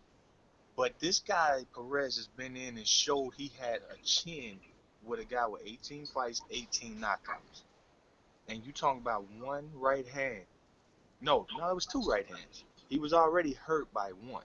The other one pretty much put him out of there. He shouldn't have got to get up. He should have been stopped. But for that to look, man, it was impressive. I don't know what they do in Russia as far as testing or anything else. That was crazy to me. Perez to go down like that, the kind of legs he got on him, that tells me he could take a shot. I've seen him take a shot. But maybe it's just time for that, you know, time for that chin to finally say, look, I've been cracked, and I'm cracked for good now. You should have protected yourself early. He don't respect the sport, in my opinion. He does not come in looking like a fighter. He, always come in with body fat. You got a 40-year-old heavyweight, and God, I blow names off all the time. Y'all know who I'm talking about. He just fought 2 weeks ago. 40-year-old heavyweight, and he looks like a fighter every time he gets in. Amir Mansour. You talking about Amir Mansour? Amir Mansour. Yeah. Every time he gets into the ring, he looks like a fighter. He looked like a middleweight if you didn't know the sport well. He looked like a 175-pound guy. But you got Perez coming there. He looked like he ate a donut back in the back, and then he came in the ring. When you don't respect the sport, things gonna happen to you. And I know he looked like that every fight, but I think it caught up to him because he could move much better than he did in that fight. No head movement, no foot movement. He's always been known for that. If he would have done that, he'd been one of the best heavyweight prospects. I would have loved to see him versus Wilder, just to see Wilder versus a pure boxer. But hey, I want to see Wilder go to Russia now. I want to see the first bid. I want to see if Heyman's going to get a sport what he's been doing, the best fights, and send it a first bid and let them have it and air it over here in the U.S. Hey man, that's a good point. That was a great breakdown there by T boy. All right, moving on to what you need. Go ahead, what you need. What you need? Unmute yourself, my brother. I'll be super brief. No, you don't have to be. Basically, what you guys saw was a counter right. That's what you do to a southpaw. That's what you do to a southpaw. Floyd Mayweather Jr. in round 1, the end of round 1, did that to Manny Pacquiao, and caught him flush. Basically, what's his name? Perez didn't cut the angle correctly. Povetkin got the opening, drew the counter, bam. That's all she wrote. That's what you saw. To me, he doesn't look much different to how he always looks. So that's my opinion. I'm done. You sure? You can burn though if you want to burn a bit extra, because you know what I mean. I'm not trying to. It was just at the start. All right, fair enough. If you say you've done, then you've done. I ain't gonna push it on. Go ahead, Joe. You got him spooked. What'd you do to him? No, I just playing. But I didn't see that coming. That was like out of left field. It was kind of off of a clinch. It was kind of crafty how Povetkin did that. But when was the last time you saw like Perez like drop his hands like that? I was talking. My friend was telling me this afternoon. He said something didn't look right in that fight. I don't know what to make of that statement, but Povetkin just wasn't playing. Like, he just threw that punch. It was kind of a weird, awkward punch. It was a looping shot out of nowhere. And it's funny that Perez kind of just didn't hold on tight in that clinch and let the ref break him. I guess Povetkin forced himself out of that clinch. So it was just a weird series of events. It's something that I never would have expected coming. Well, after that first knockdown, when he got up, he was out on his feet. I think the fight should have been stopped immediately. It was kind of crazy that the fight still went on. But yeah, I don't know if this is going to make any difference. For Povetkin, if he steps in against Wilder, I don't think he'll be able to land that shot. I don't think Wilder will let him get that close. So, but let's see. It'll be interesting. Sometimes these knockouts can revitalize a fighter. It definitely revitalizes the fighter in the public's eyes, and enables good things to happen to the fighter after he does it. So let's see what happens. Okay. Boxer beats some Rams. Yeah, Perez looked shook at the weigh-in, didn't he? He looked kind of shook from what I saw. He looked kind of shook. And he went in there, and I think Povetkin just done his homework, man. I don't think he needs to take it. If he took steroids, he took them. That's what it is. He didn't get caught. I think he just done his homework. Right hand over the southpaw left. And it worked well because what it is, you see Perez, with that southpaw jab, he can make it very awkward. In my opinion, he got a draw with Ryan Jennings. And, like, his jab was unstabilizing Jennings' jab. And, like, Jennings couldn't, like, without the jab, Jennings couldn't really formulate no coordinated attacks. And I think Povetkin done the right thing. Like, he did use the jab, but he threw straight rights without the jab as well. And he just had the option of angles to attack from, and he bombed him out of there. Like, that's just efficient heavyweight boxing. You can't complain. It was clean, clinical, and deadly. He done what he had to do. And like he was prepared for everything. Even when Perez tried to clinch him on the head, right? As soon as he came out the clinch, bang! Everything. If he fights Klitschko again, Klitschko better watch out from the clinch because he's gonna thump him up outside. He's not gonna let that happen again. You know what I mean? It's two different heavyweights now. So you know what I mean? The man look strong. I tell you what, man, I'm a Deontay Wilder fan. I don't want him to fight Povetkin. I don't want him to fight Povetkin, man. Not right now. I mean, my boy looked like a middleweight beside Povetkin, yo. When they faced off, he looked so much smaller than Povetkin. I'm like, this guy is going to crush him. If he dies, he dies. Oh, Ivan Drago, Natty. Nice one. What he needs is laughing his head off over there, man. Pure comic. Michael from Pound Boxing Report.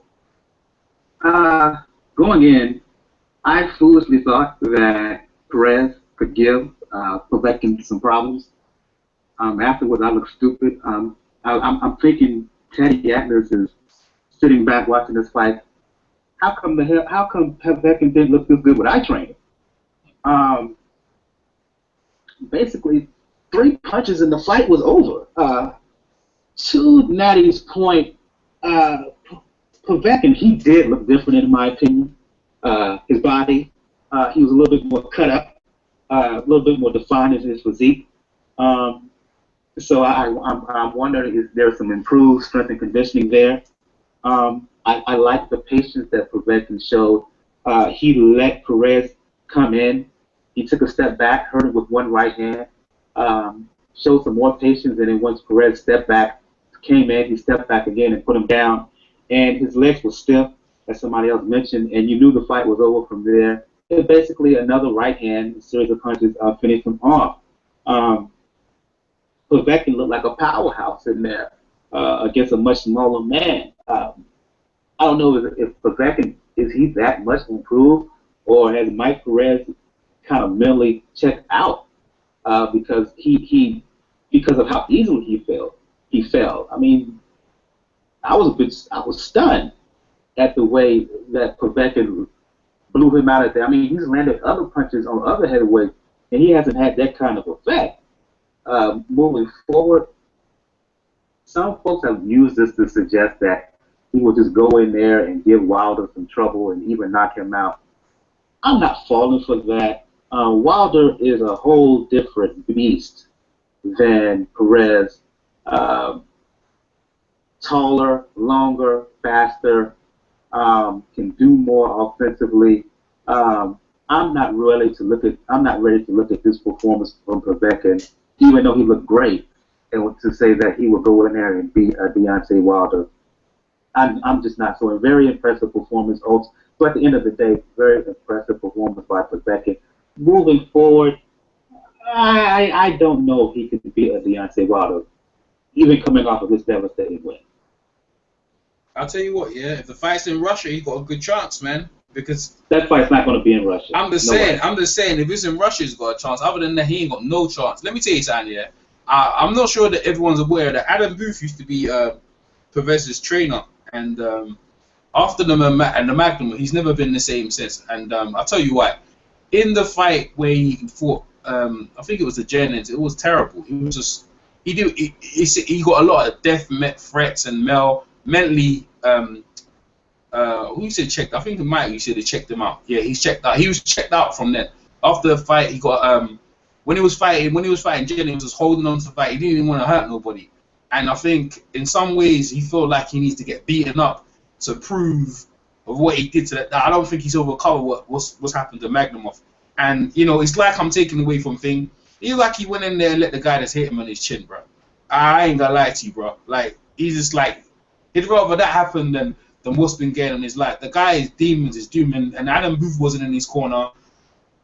I don't know if the fight was short notice or whatever, but I know that he weren't there, right? And it was perfect. He was training with Robert Garcia as well, man. What happened to the Robert Garcia thing? Someone could you because you see the guy obviously he's there, like you know what T said again about the training and stuff. Like he always comes in that, but you know, just being naturally, you know, them Cuban whatever, like they're usually naturally gifted. It's not about like physique and he just naturally not on it no more. He's not on it. He don't want to hurt nobody no more.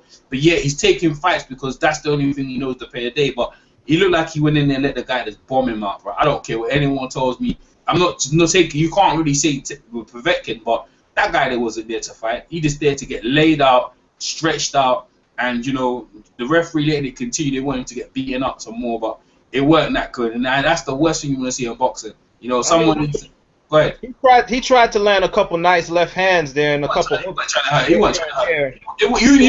EJ, my friend was saying the same thing you said. It looked like I'm not gonna say he took a dive, but it looked like it was a non-effort.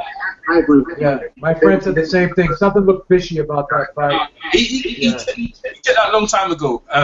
He's like he won the prize fight, right? And you need to see him against a Magnumov. See that's what it was on. This Brett was on it. Straightforward, come forward, he would give it to you, bro. That guy, if that guy turned up to fight Povetkin, he'd have got hell, bro. Hell would have came with him. This man came, and there's nothing wrong with him in terms of like, you know, physically, his arms or hurt or nothing. No, his mind is checked out. He's vacant, is what we say over here. Man's vacant. There's nothing upstairs no more. He needs it to pay the bills. It's a payday, and he's rolling over right now because the fight with Jennings, he got a draw. That he lost that fight. He was just grabbing on. That was terrible. Adam Booth can't do. Adam Booth is excellent in getting people's minds. I think he lost officially. I think that was an official loss against Jennings. It was. But what I'm saying is Adam Booth is one of them great trainers that likes to get into your head, and if he couldn't do it, no one could. And when I saw him without Adam Booth in that fight, I said he's gonna lose this fight, bro. I mean, his name is Perez. But this guy is vacant. It's like when we saw Mike Tyson, and we saw Mike Tyson when he lost against Brian McKnight. I'm not saying he's like Mike Tyson, but in terms of that wasn't Mike Tyson, that wasn't Perez. So that's that's what I've got to say about that. We're gonna move on. Who did I think we're gonna start. Let me start with Let me start with Michael on this one. I know probably no one wants to talk about this as well. Actually, T's scratching the talk. Let me ask T then. All right, T, you go first, yeah. Alex Leopai versus Manuel Charr. And a lot of you probably don't want to talk about this, but it's still I like Manuel Charr. I don't care. I like Manuel Charr. We could talk about the cartwheel in the fight. Go ahead, T.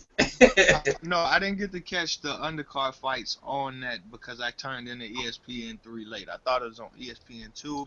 Okay. I didn't hear them say it was on ESPN. Well, no, I actually turned into ESPN2 late because that one was on ESPN2 earlier in the day. All right, let's see who got this one. All right, let me go to Natty on this one then. Alex Leopai versus Manuel Charr. Didn't watch that. I told you I ain't interested in that damn fight. Hey, bro, people are honest out here. All right, what you need? I see what you need. He's dying for this one. And I know you need. Don't mind me when I say you can't burn. Burn if you burn. It's just that boy. It's just that at the start of the show. But burn if you want to burn on this one. If you feel. But you might bore people to death. But go ahead.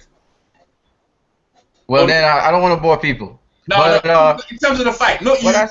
Not you. The fight itself probably. But go ahead.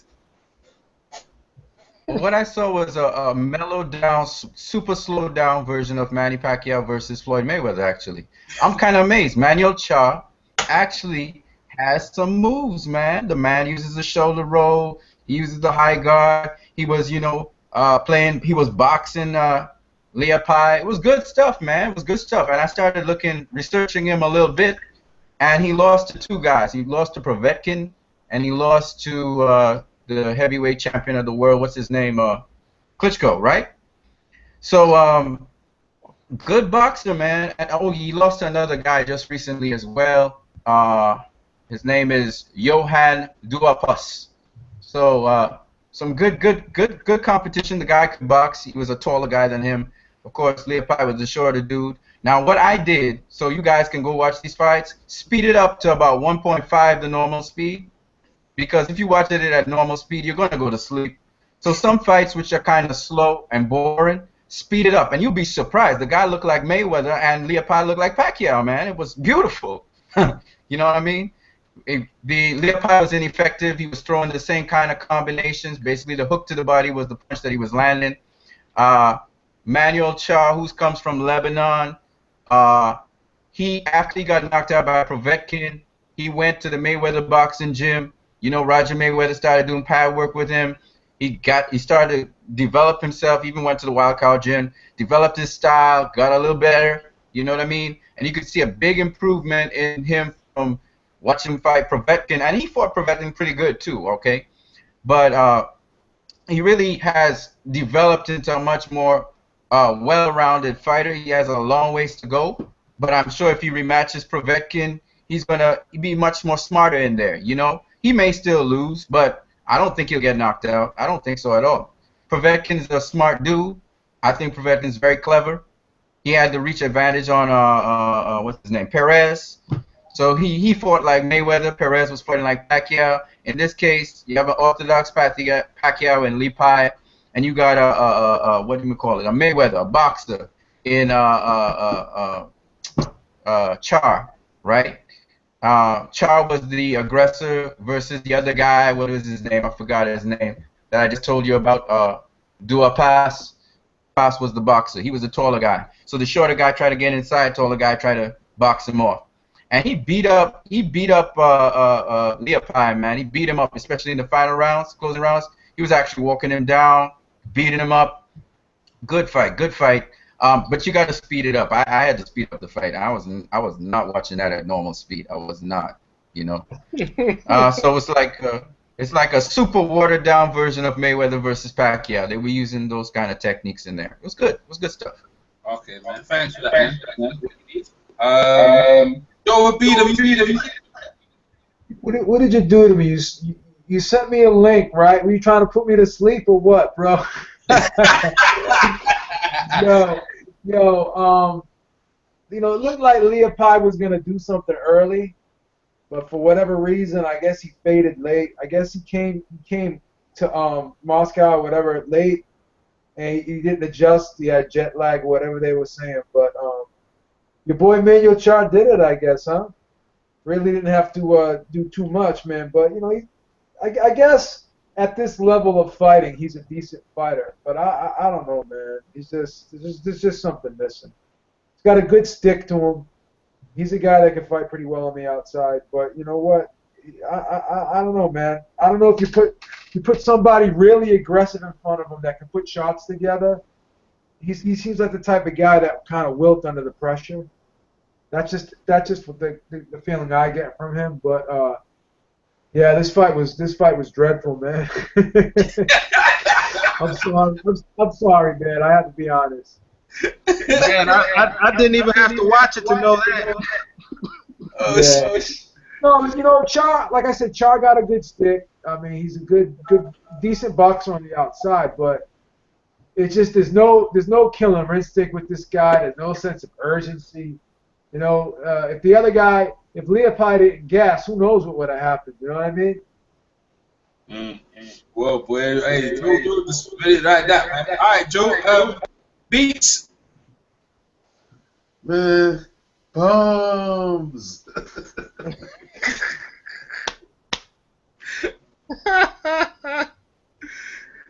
That's what you gonna say, Beast. That's it. That's it. Yeah, I didn't watch that.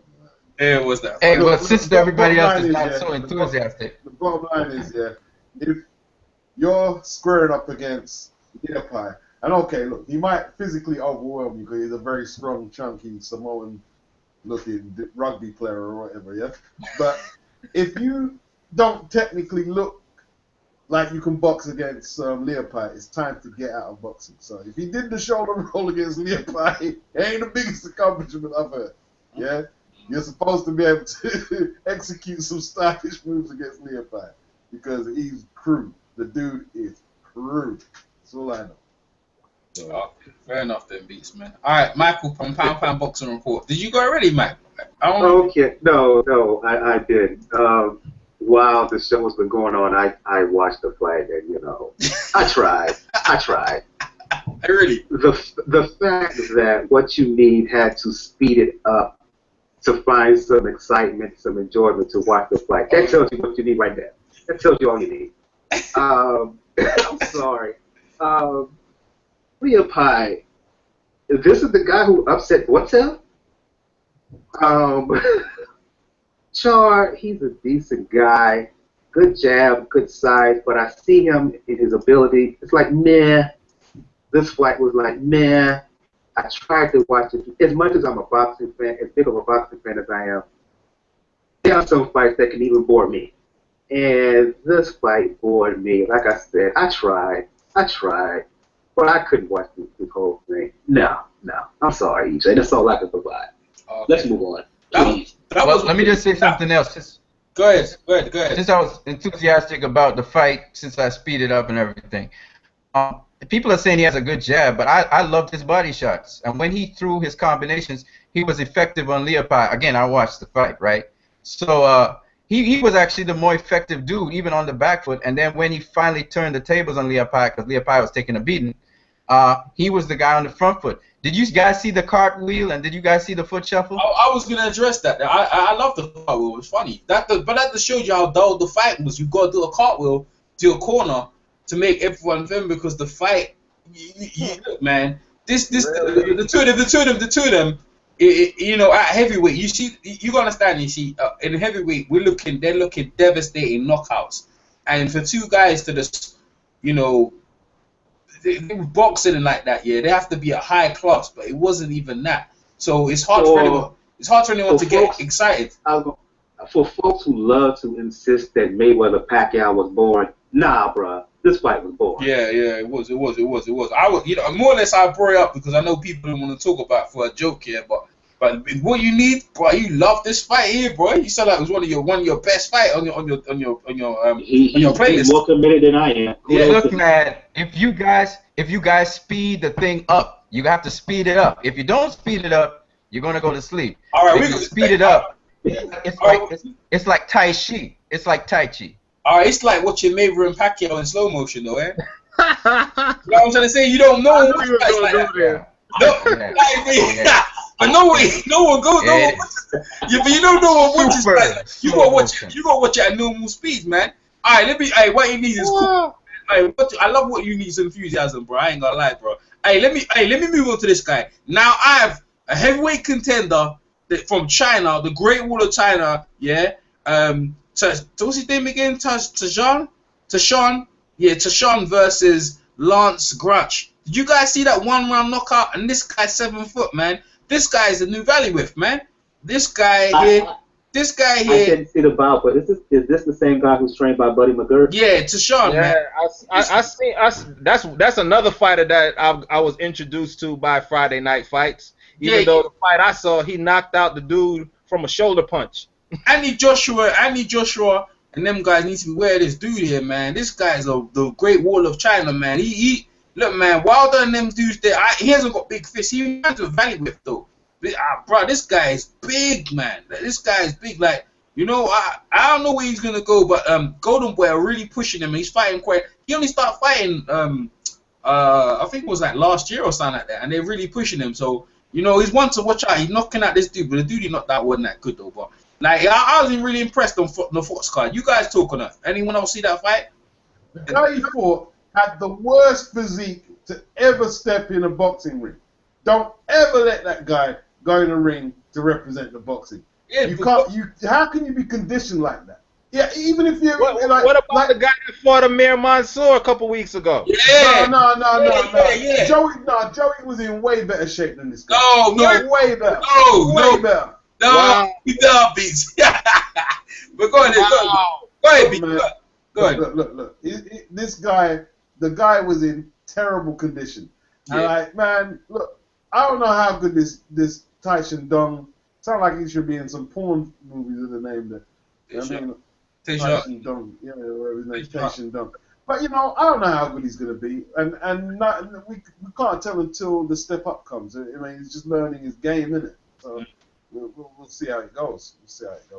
I suppose with such a weak heavyweight division, he will get a shot eventually, you know, and we'll see how he does. You should better be careful, man. But anyone can just jump in on the Tyshawn, the phenomenon that is Tyshawn, the Great Wall. No, I didn't see the fight, unfortunately. Damn, 1 round. It's only one. That's what I'm saying. Some of you guys are only 1 round. All right, Joe B, you see that fight? No, I guess not. That was like Butterbean versus the Great Goliath. I've seen that guy fight before though, man. I don't really know what to make of him, man. It seems like it's like WWE watching that guy. Yeah.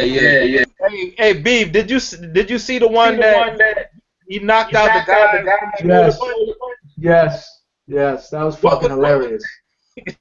Fucking hilarious, dude. Are you talking about the guy that punched the landed? That's the one that punched the back, right? It landed on the shoulder. Yeah, man. Yeah, that's Teddy Atlas was going fucking nuts, man. It was hilarious. Mm-hmm. Yeah, that's the same as Mickey Rourke and that guy. Mickey Rourke, like Mickey Rourke thought he knocked the guy that fell to the ground. Man, there's some skullduggery going on in boxing, but let's move on. Staying on the Fox card, right? I don't know if you guys saw the Fox card. And there's this guy, right? I'm gonna move to this guy. This guy, Eric Hunter, man. Eric Hunter versus this Antonio. What's his name again? 1 minute. Do you guys see the Eric Hunter guy? The guy, he reminds me of Escalante. Pardon? Escalante. Is that his last name, yeah? Antonio Escalante, yeah? What you need? You're on mute, right? You take off your mute and then what you need? Oh, doesn't matter. Yeah, okay, okay. Alright, yeah. You didn't want to see that fight? This Eric Hunter guy looks good. He's from Philadelphia. Beast, you know that guy we trained with, the trainer we interviewed? What's his name again? Danny, what's his name again? The trainer. He's in his corner as well. They're hiring him in Philadelphia. Danny Davis, yeah? Danny what? Davis, is it? Yeah, Danny Davis, that's right, Dave. Thanks for that piece. Danny Davis, yeah? They're hiring him over in Philly. He's got 2 losses on his record. Eric Hunter, guys, check him out, yeah? He got 2 losses record, like both disqualified, hitting low blows, and 1 hit on the break and the punch. But Golden Boy have signed him, and this guy, I'm not gonna lie to you guys, you always check him out. He got the Mayweather thing. He got the old school Philly show going on. I mean, he's from Philly, but he got the Philly show going on. Nice. And he really is something. Like Oscar De La Hoya, they signed him up, and he looks like something on the Fox card. So you guys need to check that out. He won in the first round against the Antonio Escalante, and it was spectacular. It was a really good one. I mean, that Antonio Escalante never been dealt with that before. I know it's fairly old. Actually, he's lost a lot of times. Actually, what am I talking about? Out of the 8, he's a rugged guy, though. He's a rugged guy. He doesn't usually go away quietly like that. Yeah, that's what they said. But that was a good fight. Anyone want to comment on this Eric Hunter dude? He's a featherweight as well. Watch out, Natty. I mean, I've seen him fight, man. He definitely knows how to fight. No question about it. Again, there's all those 2 disqualification losses, though. They do speak volumes about him. You know, can he control himself in the air? We'll see, because he definitely knows how to fight. I've seen him. He can punch a little bit. He's got a little bit of slickness to him. He's definitely a schooled fighter, but can he put it together? Who knows, man? Like Golden Boy's behind him, so maybe that'll help him out. Maybe they can rebuild him.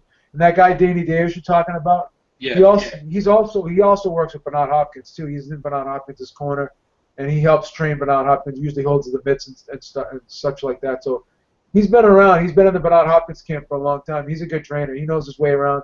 I think he owns the Johan gym in Philly too. There's a gym called the Johan gym. Yeah. I think that's his gym, and that's where Bernard Hopkins trains a lot too. So yeah, this guy Danny Davis is a pretty solid trainer. Anyone want to comment on Eric Hunter in that fight, or we just will move on? Okay, we're gonna move on. The Abe, what's his name again? Abe Guerrero versus this guy called Paul. He knocked them out in the 5th round. And on the Fox card as well. Anyone see that? Yeah, that was a vicious body punch. Yeah, here we go. Go ahead. No, that was a vicious body punch, and very aggressive kid. You know, real tenacious in there, man. Like he wasn't playing around. Didn't look too reckless. Obviously, you know, he was basically, it was a showcase fight. Like I said, that's why a lot of these Fox Sports 1 cards are hard to watch, because they're basically showcase fights. But that was a sick fucking body punch, man. Sick body punch. It was a guy in it. Tete in it. No, Tete. The guy was a guy. He with a body shot. I forget the guy's name, bro. It's like that's what I'm saying. Like how overmatched he was. I sometimes I can't even remember the opponents, man. They find these guys. I don't know where they find them, but I understand they're trying to build them up, man. But like I think it was his pro debut or something like that. That's crazy, bro. No, keep it real. Did anybody watch the card on Saturday? Which one? The CBS Sports card. Yeah, we gonna get into that. We gonna get into that. I don't remember any guys' names. There were fights on there, but I don't remember the names. Yeah, I got the names in front of me. I got the names in front of me. Okay, anyway, moving on. Joe B, you were saying. No, I'm just saying, like, I know these guys are supposed to be built and stuff. It's just hard. It's hard for me to watch mismatches. You know what I mean? Like, it's hard for me to gauge how good somebody is when they're like fighting a guy like 10 levels below them. You know what I mean? So it is what it is. Okay. Thanks for that, Joe. So we're moving on. Let's go on to the Fox card, and I think that should wrap up. And then after that, we just do the next week the card in England. That'll be it. So on the undercard of the James DeGale and Andre Durrell, we had Spike O'Sullivan, formerly properly known as Gary O'Sullivan, versus this guy from the Dominican Republic. Marvin? What's his name? Benatre, whatever his name is. And listen, I saw this guy on YouTube. Yeah, he was undefeated, and this is what you call a classic case of padding a guy's record. Bro, when I saw him, he looked like a complete novice. Yeah. And I could see why they picked him, because he throws punches and he keeps his head still. And I knew Spike was gonna knock him out. Did anyone see that fight? It was a second round knockout. I actually saw that fight. It was a classic case of embarrassing. Go ahead. Yeah, it was a classic case of a fighter from You said it all, EJ. It was a guy whose record was padded against O'Sullivan. He was a decent guy. Could box. Had a mismatch all the way. We don't really need to go that further. Really need to go delve into the bout, because it is what it is. Once you saw him early on, you knew that O'Sullivan would have his way with him, and he did what he was supposed to do. Absolutely, man. Because I've been looking to make money on this fight, yeah. And boy, when I go there to put my money, I ain't losing my money. I was gonna bet on this dude because he was an underdog. Man, I see this guy on YouTube. Shit, I keep my money in my pocket. But go ahead, Joe B. Are you talking about Danny O'Connor? Danny O'Connor? No. No, that's the next fight. We're talking about shit. Spike O'Sullivan. Yeah, I saw the Danny O'Connor fight, and I saw the Edwin Rodriguez fight. I didn't see that other fight. Yeah, we're gonna put that one in the next one. And anyone see the Spike one? Anyone want to comment on the Spike one? The mismatch? No. Card right now? Are you talking about the? Yeah, we're talking about the Spike card. We've gone back to the Premier Boxing card. We're talking about Spike Gary O'Sullivan versus that mismatch with the guy from the Dominican Republic. O'Sullivan was on the PBC card. He was on that. Yeah, Premiership Boxing card. Yeah. I saw that. He jabbed and moved pretty well. He was supposed to fight probably Malignaggi, right? No, that's the other guy. That's the O'Connor guy. Okay, O'Sullivan. I didn't see O'Sullivan. I saw O'Connor. Yeah, we saw over in the UK because obviously he's supposed to be fighting Chris Eubank Jr. So his fight was on early, and I don't think it was a televised thing, but they had him on proper early, and it was a mismatch, man. It was terrible. But that's all I want to say about it. Let's move on to the fights that you guys do know. Alex Rodriguez What's his name again? Yeah. Edwin Rodriguez versus Craig Baker. Go ahead, T. You starting it first, and then Vive and go on. First of all, we gotta talk about the stoppage in that fight. But Baker had I think his name Craig Baker. He had just knocked out the Cuban prospect. Really? At 175, right? Okay, I didn't know that, but I didn't know nothing about this dude. He looked terrible. That's why he didn't like the fight should have been stopped, but he was on Showtime. He was on what's the Showtime Championship Boxing or something like that. Or Next Generation? Yeah, Next Generation. They had on the Cuban prospect I'm botching names again, but he just knocked out a Cuban prospect at 175. At 175, I believe, yeah. And Is this that the fight one took that knocked place. out Jeff Lacey? Uh, Humberto Soto, that's his name. Humberto Soto, I think he did knock out Jeff Lacey. Okay. So yeah, Baker just knocked out Humberto Soto. He came in this fight, and I think he got into that rhythm where he wanted to look for one shot and try to do it again, and that's what he was doing. And you saw Rodriguez looking like a monster working on the inside. Like any other time you see him fight, he gonna get on the inside, he gonna make you work. And that was the key to that. Like it was just point blank period. I'm gonna beat you up. You're not doing nothing but look for one shot, trying to time me. Couldn't do it. And then we get into like I think the second round. The referee's just saying, look, this guy's not the favorite to win the fight. He's really not doing. Just like I'm telling you, he's just trying to time punches. He's getting clapped up. He's in the high guard the whole time. The ref hops in. The complete worst stoppage I ever seen, but a stoppage I really didn't care about because Baker was just taking punches for no. Dude's not even hurt, but this referee hop in there and he just threw the fight. I don't know why he done it. I don't know if this fight was still on TV at the time. It was. Yeah, it was. Yeah, it was like still on NBC at the time, and I think he kind of like the news came on right after the shit. Yeah, like but the card kept going on other channels besides NBC. And I mean, this was ridiculous. Like I'm watching this and I had no words except for Baker wasn't doing shit no way. But Baker didn't. I don't think Baker honestly cared. I don't. He didn't. Baker to me, Baker didn't look right, man. He looked. He looked drained or something. Something didn't look right about him. And then they were talking about how he was fighting a heavyweight before. And he used to weigh 290 pounds, and he lost all this weight. He just didn't look strong. That's Rodriguez that done that, right? Nah, him, Baker. They said he was fighting a heavyweight.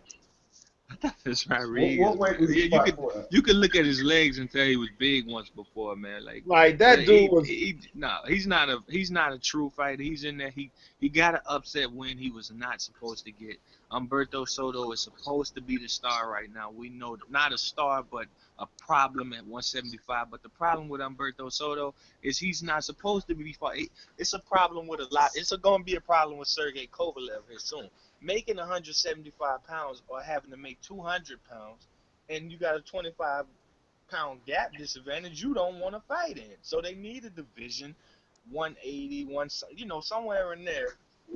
Maybe two divisions, because this is what's happening. Humberto Soto has to drain down to make 175, and that chin's no longer there. Just like Brandon Adams with the 154 and got clocked, and he's taking middleweight shots. But if you drain in your body, you're hurting yourself.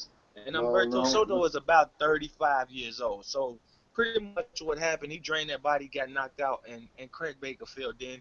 And you can expect Edwin Rodriguez. He would have gotten beat by Humberto Soto, and you would have saw maybe a fight with Stevenson. And Stevenson now will probably get the winner who just knocked out, just stopped Baker, Rodriguez. You might see a fight like that on TV.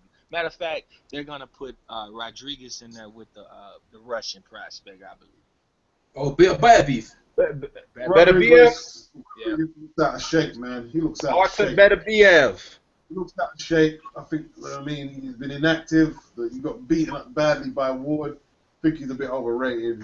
He didn't look tight. He didn't look tight. The guy he was fighting was a stiff. He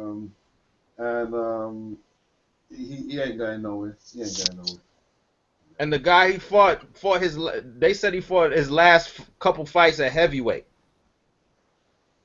Well, I don't know where he fought, boy. I'm like, really? And he was undefeated too. Yeah, well, boy. Yeah, he was undefeated. He hit Rodriguez with a good few counters and jabs as well, man. A good few right crosses, but he didn't have nothing to jab. Yeah, there was nothing there. I didn't see it anywhere. All right, let me move on to what you need, and then go to people. Go ahead, what you need. Go ahead. Unmute yourself. I thought the fight was just like Manny Pacquiao versus Joshua Clottey or something like that. The dude was just being defensive, and the other guy was offensive. The other guy who was offensive wasn't really doing much either offensively, but whatever, Okay. Bit short. That's it. That's all right. Beep, go ahead, Beep. You know, Natty mentioned about the Edwin Rodriguez's opponent, how he was coming down from heavyweight, but Edwin looked kind of chunky himself. He looked like a cruiserweight in there. I've never seen Edwin look that big, and I've spoke with Edwin before in the past, interviewed him before, and he's always talking about like, you know, how after he wants to go eat, like after I want to go eat, like after the fight, he always says he wants to go eat. So you know, he's a really good guy. He's a nice guy, but like outside the ring, he likes to eat a lot. So I question, you know, are these training camps basically training camps or are they fat farm camps? You know what I'm saying? I like Edwin Rodriguez a lot. He's a good person. He's a good family man. But I fear for him if he ever steps up and fights Kovalev. He looked sluggish. He was throwing one punch at a time. Obviously, he was in there with a guy who wasn't going to exploit that. I really don't know, man. Like Edwin, there was a time when I was really high on Edwin. You know, he looked like he was coming into fights, you know, in shape. He could punch a little bit. He was throwing his jab. He was setting up his shots. You hurt his shoulder. He had shoulder surgery on his left shoulder. I don't know if that had anything to do with it, but ever since he had that surgery and he came back, seems like he hasn't been the same. You know, I think he's kind of domesticated now. I don't think he's hungry anymore. I know he's hungry for food. I don't know if he's hungry for boxing right now. You know, and I don't know if this moving up to light heavyweight is going to solve anything. I mean, what's the next move? Move up to cruiserweight because he'll get swallowed if he goes up there. You know, so. He needs to go back down to six. Easy on the Platinos, man. Easy on the Platinos. Remember that interview? He's like, oh, I want to eat some rice and beans and Platinos. Yeah, man. He needs to get back. Because he was like, I was at the Jason Escalera fight, and I interviewed him after that fight. And he was like training in plastic and stuff like that. I guess he was up to like, he was like the day of the the day of the fight. I think he was like 192 or something like that. It was crazy, dude. It was crazy. But yeah, not really much to speak on. The stoppage was bad, but did it really matter? Was that guy gonna win? You know what I mean? It was just an afterthought. Edwin's got no head movement. The guy's hitting with a few right-hand counters and jabs easily. And he's just right there for it, man. Yeah, whatever the case may be, that guy wasn't going to win that fight. I don't care. I don't care if he took a crowbar in the ring with him. That was probably the only way he was going to win that fight. All right, Michael, go ahead, Michael. Pound for pound. You cannot gain anything from this fight. Rodriguez looked overweight, not in shape. Fortunately for him, he was in it against a guy who offered nothing. He looked weak. Rodriguez landed some few right hands, and the fight was stopped prematurely. Let's move on and talk about something else. You gain nothing from this. Natty, go ahead, Natty. Natty, you want to finish off? I mean, I said my piece on this already, man. The dude looked overmatched, and it was a nothing fight, man. I tell you this. That the PBC, the on that card, the James DeGale card was everything and everything. Like them fights were terrible, but because of the James DeGale thing, it made everything look roses. That was one fight there. I like the Dominican prospect that came on NBC Sports though. Yeah. Oh yeah. Let me give, because we going in on Rodriguez. Let me just say, I give him his props for knocking out. Because he could have been just the next Humberto Soto. Because if you saw that Humberto Soto fight, you saw Soto putting on major pressure, just like Rodriguez was. And Rodriguez didn't, just let that one punch put him up out of there like Soto did. So I give him a little credit there. But like Natty said, Mike said it too, and Natty was bringing it up. It's better things to talk about. And that Dominican prospect at featherweight did catch my eye a little bit. Yeah, the only reason the referee stopped that fight is because the guy wasn't throwing nothing back. Everyone wasn't actually landing clean. That's a weird case why a referee would stop the fight. Yeah, usually a referee stops when a guy doesn't throw, but obviously the fight was just so whack. He just that was it. They criticized the referee for it. Ben Umar, I know you there, man. You've been dying to get on, man, Umar. You can unmute yourself, Ben Umar. Go ahead. Yeah, you can speak, Ben Umar. I know you go say your piece, man.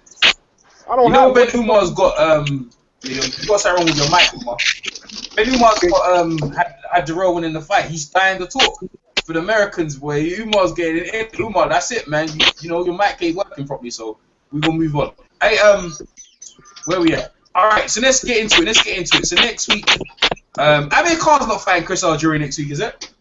Yo, you missed the featherweight prospect, bro. Am I? Which guy was the Dominican. Yeah, you missed the name over there. On the PBC card? What's Oh, the dude? Danny, are you talking about Danny O'Connor? No. No, not O'Connor. Somebody help me get the man's name. He has the same name as Little Mike Tyson. He has the same last name as that dude. You talking about the cruiserweights on the European card? Nah. Featherweight. Oh, you talking about? Yeah, I just mentioned him. Wasn't that Eric Hunter? No. It's the PBC card, bro. Man, I ain't see that fight, man.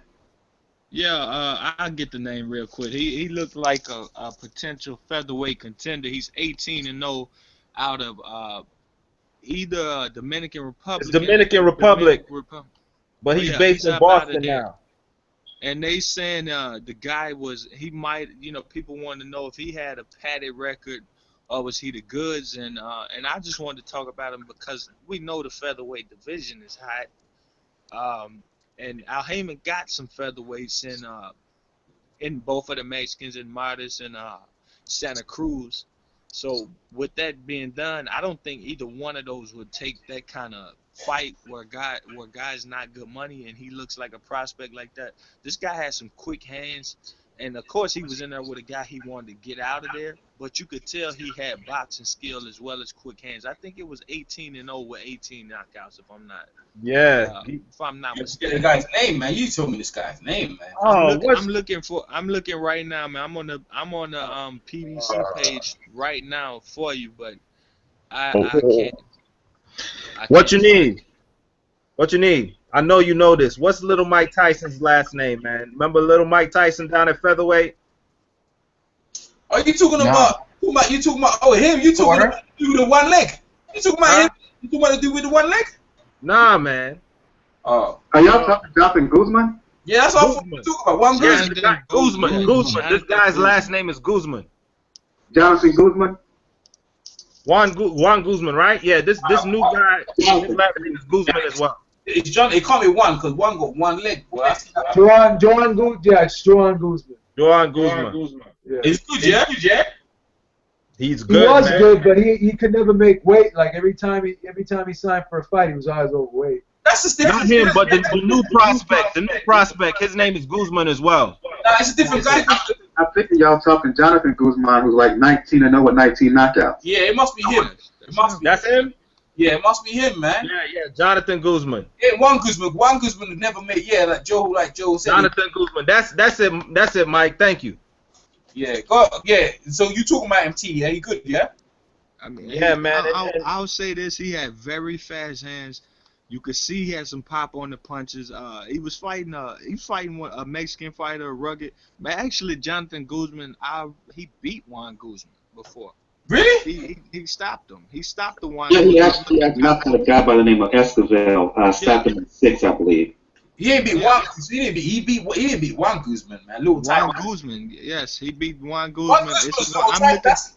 I'm looking at a box rec. I'm looking at a box rec right now. He beat a Juan Guzman of the Dominican Republic at super bantamweight. He knocked him out in 6 rounds. Might be talking about 2 different guys here. Yeah, maybe. I was just looking at his box rec. But yeah, I was looking for his opponent last night. He was fighting a rugged Latin fighter. I think he's a Mexican fighter. Got the stoppage in the 5th. He got the stoppage in the 5th round. A guy that don't get stopped. He stopped the guy that don't get stopped. And when they brought him up and they saw those knockouts, they just thought he was like a come forward type of brawler type of dude. But he showed a lot of boxing skills and savvy and ring intelligence, man. So he sets up his knockouts. It's not just somebody coming forward throwing hands. Okay. We'll see what Al Heyman can give him at featherweight. I mean, just think about everything he has at featherweight, and then he also can make matches with other people. Like he's working with Hearn and no, Quigg is not Hearn, is he? No, Quigg is Hearn. Quigg is Hearn, yeah. He's Hearn, yeah. Yeah. So he's making those fights. And the only person he's not working with is Top Rank, as far as I know, because Golden Boy actually means nothing right now unless you're talking But Canelo. top rank got the axe, man. Yeah, Top Yeah. Rank. Hey guys, Man, let's move Oh, on. hold on. Lomachenko is not Top Rank, right? Yes, he is. He's K2. They have the Oxman and Lomachenko. I thought Lomachenko was K2 and they just was working together on cards. Y'all Hey guys, let's move on real. Richard Cummins over here from the UK, from Ghana. He originally from Ghana. He went over to Vegas and he stopped. What's his name again? Some Muslim dude. He stopped him in the 8th round, and there's a good look from him. He's a good decent. I think it was a super featherweight or something like that. He's a good decent guy. But we're gonna move on straight to the London card. All right, because I'm not going to talk about the Friday card, cause I ain't got time for that. All right, everyone's chopping it straight. How you feel about it? Kell Brook versus Frankie Gavin, and that one straight away. How you guys feel about it? I got Frankie. Frankie's talking not jive. He's talking some jive. You know what I mean? Like he's a massive underdog, yeah. But you know what? He can. You know what? He could actually pick rounds with Kell Brook and like with the Carson Jones, yeah. But like, he ain't got no power, man. He ain't got no power, man. Exactly. Frankie Gavin cannot punch, and Kell Brook is gonna destroy his little ass. And we don't want to be looking with egg on our face now. No, we got to take our time with this now. Take our time with this. I can't see it no other way, Arrow. I mean, I've seen Frankie Gavin fight, and I'm just not impressed, man. I've been gunning Frankie Gavin. He didn't beat Junior. I don't care what anyone tells me. And Bandu bombed him. But Bandu beat his ass, and they barely gave it to Bandu. But you know what? Frankie Gavin saying that he weren't up for them fights. He's like, I didn't really care about it. Yeah. That's Whatever. You say after the fact, but exactly. This card is nearly a disgrace to us as fans. I'm more interested in the Linares Mitchell fight than I am with Brook Gavin. But listen. For this, look. Man, I'm on the betting odds. Like Frankie is a Selby on that. Is that Selby Granovich fight on that card? Yeah. All right, that's a much better fight. Hey, does everyone what you need and everyone else agree that like Kell's gonna bomb out Frankie Gavin? No one's gonna disagree with that, right? I think we ought to be calling him a cherry picker. I don't know. Look, man, you gotta realize Gavin has never been stopped. He's never been stopped in his career. He's got his world title shot. If he tries to make it negative, and I don't know, look, it's a no-win for Kell Brook. If he can bomb him out early, good. Get rid of him and move on. But if he looks negative, I don't think it does much for his profile at all. And Gavin can fight defensively pretty well, but winning the time, he's got no. This is world level, man. He ain't got no power at all, man. He's got no stopping power, not even at British level, really. So I think Brook should be able to express himself in there, man, and beat him down. And anything less is gonna look bad for him. Yeah, agree. Go ahead, Joe. You want to say something? Well, I'm just saying, Frankie Gavin's a very aggressive guy. He's rugged. He can make the fight look ugly. You know what I'm saying? So it could be like one of them workman-like type performances that Brook may have to put on. I don't know if he'll bomb him out of there early. It could go some rounds, and it could be like one of them workman-like type efforts. So he should win the fight. There's no question about that. But will he look good doing it is the big question. Okay, T over there making some tea. Yeah. I actually ate a scoop of macaroni and cheese. On my bad. I didn't know I was not on mute. But my point about this fight, man, we just deserve more out of a champion. You know, like I respect. I respect. I mean, I like Kell Brook. I really do want to see him get the good shots. But the way he's doing Amir Khan, you know, coming asking for the shot and saying Khan's picking opponents. And then you know, I know it's kind of forced on him because his promoter is promoting Frankie Gavin as well. And you got to get your fighters fights. So we just deserve more out of a champion and say, hey, he's going to fight Frankie Gavin. And we should know the outcome of that. I'm going to watch the fight. But this is JoJo Dan now, Frankie Gavin. What's next? Come on. Yeah. You know what I think they're trying to do, though? I think they're trying to build up a matchup between Khan and Brook, so they're trying to keep these guys undefeated until they could match him up possibly in the summer or next year sometime. I just won't accept another type of opponent like that. Kell Brook fight another type of opponent like that. He gets 2 1-offs and that's about it, man. He has to fight somebody. Yeah, you're right. Like if these two guys don't fight each other after the Algieri fight and after this Gavin fight, then there's something seriously wrong. Yeah. I ain't giving no passes, but I'm gonna let everyone burn before I go in. I'm gonna go in on Kel. What you need? Go ahead.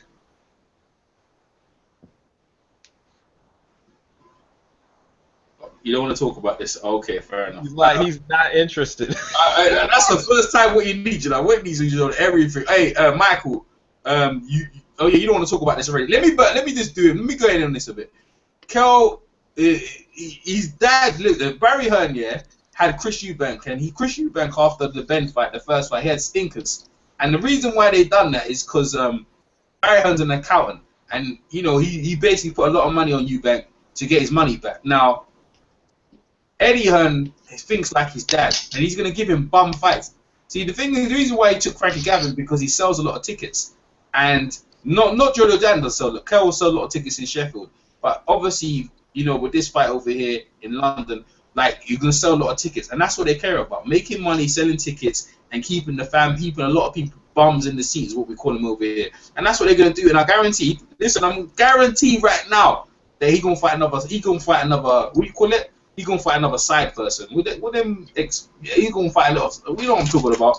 He's gonna fight another bum anyway. He's gonna fight another bum on the list. Trust me, bro. And you guys are gonna get more pissed off. And I'm gonna give him the business.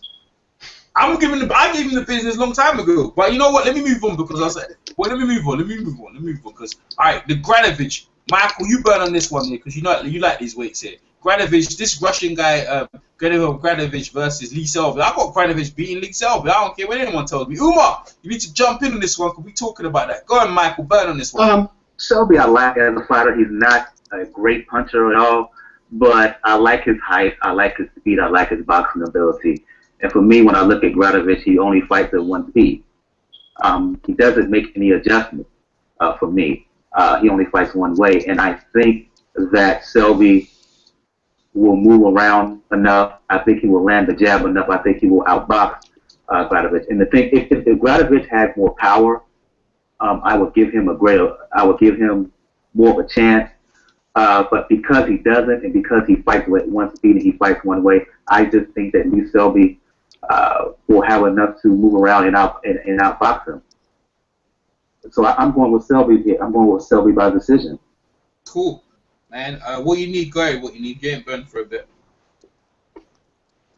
That's if you want to talk about this fight, that is. I'll mute yourself, my man. I think he's busy. I don't really want to talk about this fight, but Granovich, isn't he in what's his camp? The guy from California. Yeah, Robert Garcia. Robert Garcia. Yeah. Well, I see Granovich kind of pulling it out. I think he could pull it out. I mean, Robert Garcia's camp, they do some good work in there, so it's possible. But, Granovich is the weakest link in that division, I think, so we'll see. That's my take. Okay, Nai. Yeah, man. I like both fighters. Granovich did show me a little adjusting ability. I don't know if you guys remember the fight on the undercard with Nonito Donaire Vecheka and Axeman and Vic Darchinyan. He fought on that card as well. He fought this French dude, and the French dude was giving him a lot of trouble coming on the inside, you know what I'm saying? So he adjusted his game and started boxing on the back foot and giving the French dude a lot of head movement and footwork, and it allowed him to come back in the fight and take over and actually win the fight, man. So he shows that he has a little more than just a come forward, aggressive type of boxing style, you know what I'm saying? So Granovich is a decorated amateur, so he shouldn't have some fundamentals with him, you know what I'm saying? If he chooses to use it in the ring as a professional, that's a whole different story, you know what I mean? But I think he has some decent fundamentals, and when he's forced to use it, he can go ahead and use it. That being said, that French guy was not as talented as Selby. You know what I'm saying? Selby's gonna definitely give him a different look. He's a much better boxer. He has fast hands, and he has fast hands, and he has very good footwork. However, I don't think he has that. He has that pop that's gonna keep Gravanovic honest. And I think Gravanovic is gonna be able to pull it off. By switching it up on him. You know what I'm saying? Giving him a little boxing, giving him a little inside work, you know what I'm saying? Cutting off the ring and, pretty much outworking him. So I think Granovic is going to be able to pull it off and keep his title. Wow, man, that's cool. See, I was actually joking, but go ahead, man. Go ahead, Natty's already rolling with it. Go ahead, Natty. Go on, Natty. All right, Joe Habib. Yeah, I mean, it's pretty much, the consensus out there is Selby should win this fight. It's in the UK, but he's the more well-rounded fighter, definitely the better boxer, supposed to be the more skilled fighter. But you know what? Something tells me Gradovic could pull this out. I agree with Natty. I like Gradovic's tenacity, but not only that, I think he's a lot better skilled than people give him credit for. He's really good with his jab. He doesn't just rush in there, aimlessly and recklessly. He works his way inside intelligently, puts shots together very well, and as What You Need said, Garcia really has worked with this kid well. He's a decorated amateur, as What You Need said as well, too. So this guy knows how to fight. He's just not some crude slugger brawler type. So I actually think he could pull this off, and I'm going to go with him. The venue kind of makes me a little nervous, and also the way he fights rough in the inside. How will the referee, officiate this fight? Will he allow him to work on the inside, or will he break them quick? There's a lot of intangibles here. Like I'm going to say that I think he'll win, but will he win on the scorecards is another story. Will he get the benefit of the doubt with the referee, as I just said?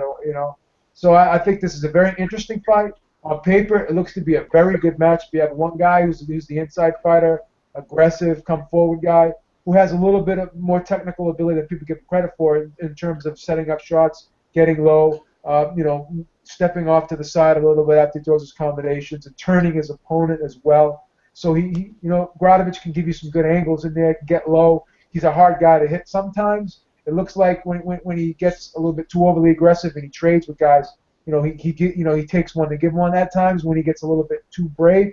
But also, he knows how to make himself a compact target when he's inside. He knows how to get underneath shots, and he knows how to kind of take the wind out of his opponent's sails with the way he digs to that body, and he'll just come right back upstairs with the head shots. So he's very good at putting the shots together and opening up his opponent very well. The thing is this: the venue makes me nervous, but I'm gonna go with him. I'm gonna stick to my guns and go with Gradovic. Wow. God, this is. All right, go ahead. Boxing beat some rounds. I'm going to go for Lee Selby. I'm going to go for. He'll have to ride out some rough patches. He's not going to just run rapture over Gradovic. But I'm going to go for Lee Selby. I think I don't think he's the average young prospect, and I expect him to be. I think he's very disciplined behind his jab, and he can actually. He's not a massive puncher, but he can bang. He can come off his toes, and he can bang as well. Like in his eliminator, he boxed the guy, and when he decided to take him out, he took him out. And I like Lee Selby, man. Gradovic is good though. Gradovic is good, and he won't be underestimating him. And I think if it's a close decision, Selby should pull it off. And I think despite that, I think he'll be able to win the fight on his own merit, though. I think he will be. I'm going to tip Selby. Cool. Anyone else? Have I missed anyone else? Does everyone talk to me? Here I go. You didn't come to me. Oh, Mike. T. Am I talking to? Yeah, I'm T. It's T. Okay, I don't hear it no more. I'm like Boxing Beats Around said. They'll claim that Selby does not have power, but he's right. In his eliminator, he fought some not Englishman, but it was a foreign guy he wasn't from the States, so to that he's foreign. Not sure where he was from, but they were going on about how this guy is a master boxer, but fans want to see the knockout. Selby gave it to him. I'm not sure if I think the guy has hand problems ever so often. So if he doesn't have those problems, you might see Gradovich get stopped if he gets into the kind of fights I've seen him in. Gradovich has constantly got into these wars without having the power they've made him as a Mexican fighter. His name is the Mexican Russian. That's what they made him into, a come forward Mexican fighter, and everything that he's accustomed to doing is not what he's doing anymore. It may have made him a more complete fighter, but it may have made him a more comfortable fighter, going there and do things that's really not to his liking. Mm. And Selby can go around the ring. The dude pretty much has every punch he wants. And I'm gonna go with him. I do question the experience, because you have seen Gradovich in with Dib. He's been in some featherweight fights where he's defended his title. So if you look at experience, you're gonna have to go with Gradovich. But skill wise, if Selby brings it, he goes home with the belt. He's actually the Selby's actually a favorite in the bookies, bro. Yeah, he goes home with the belt for me. I really have to. Yeah, man, you got Gradovich.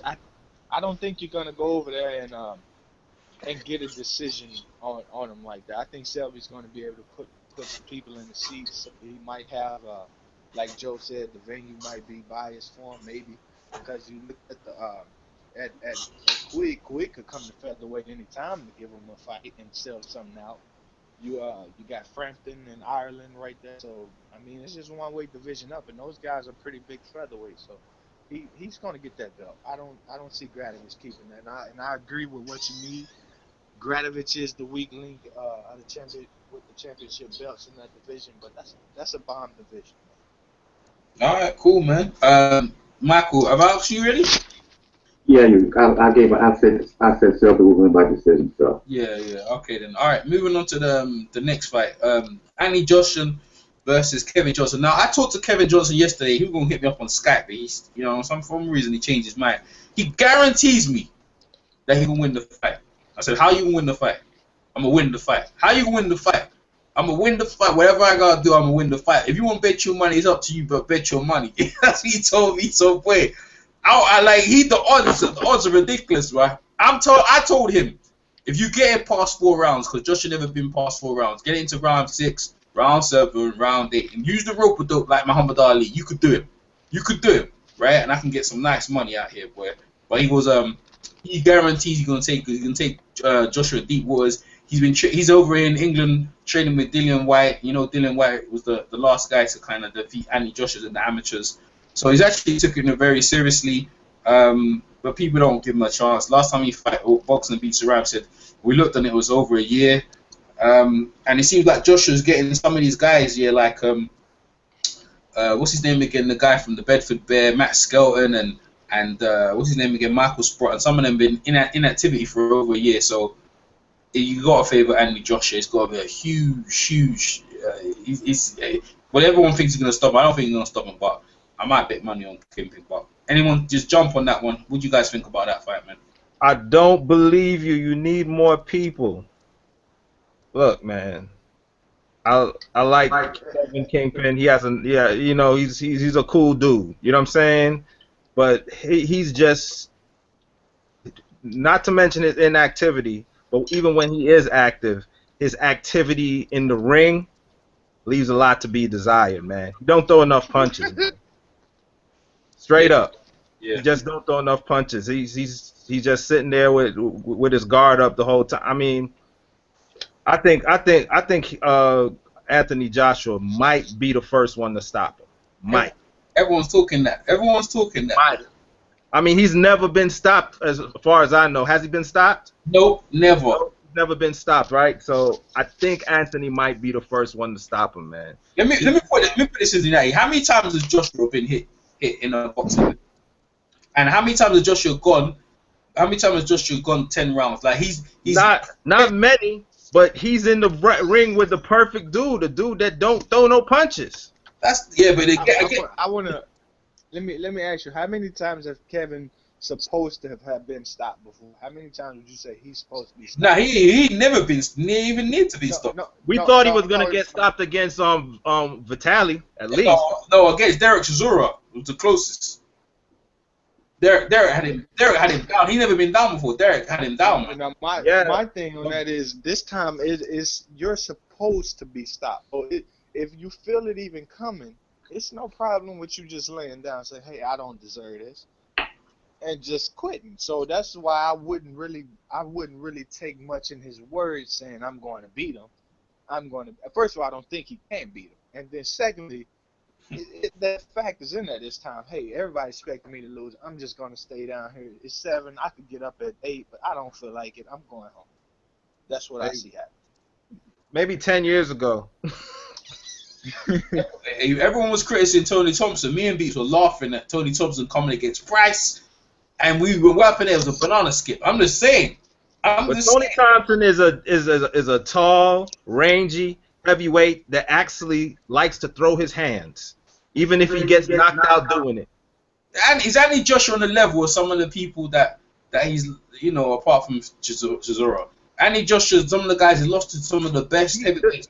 But look at how he lost to some of those top tier guys. He fought to survive. Yeah, but look how hard they hit. It's not like he was in a barn burner. Like against Vitali, he lost every round, man. Give me credit for that.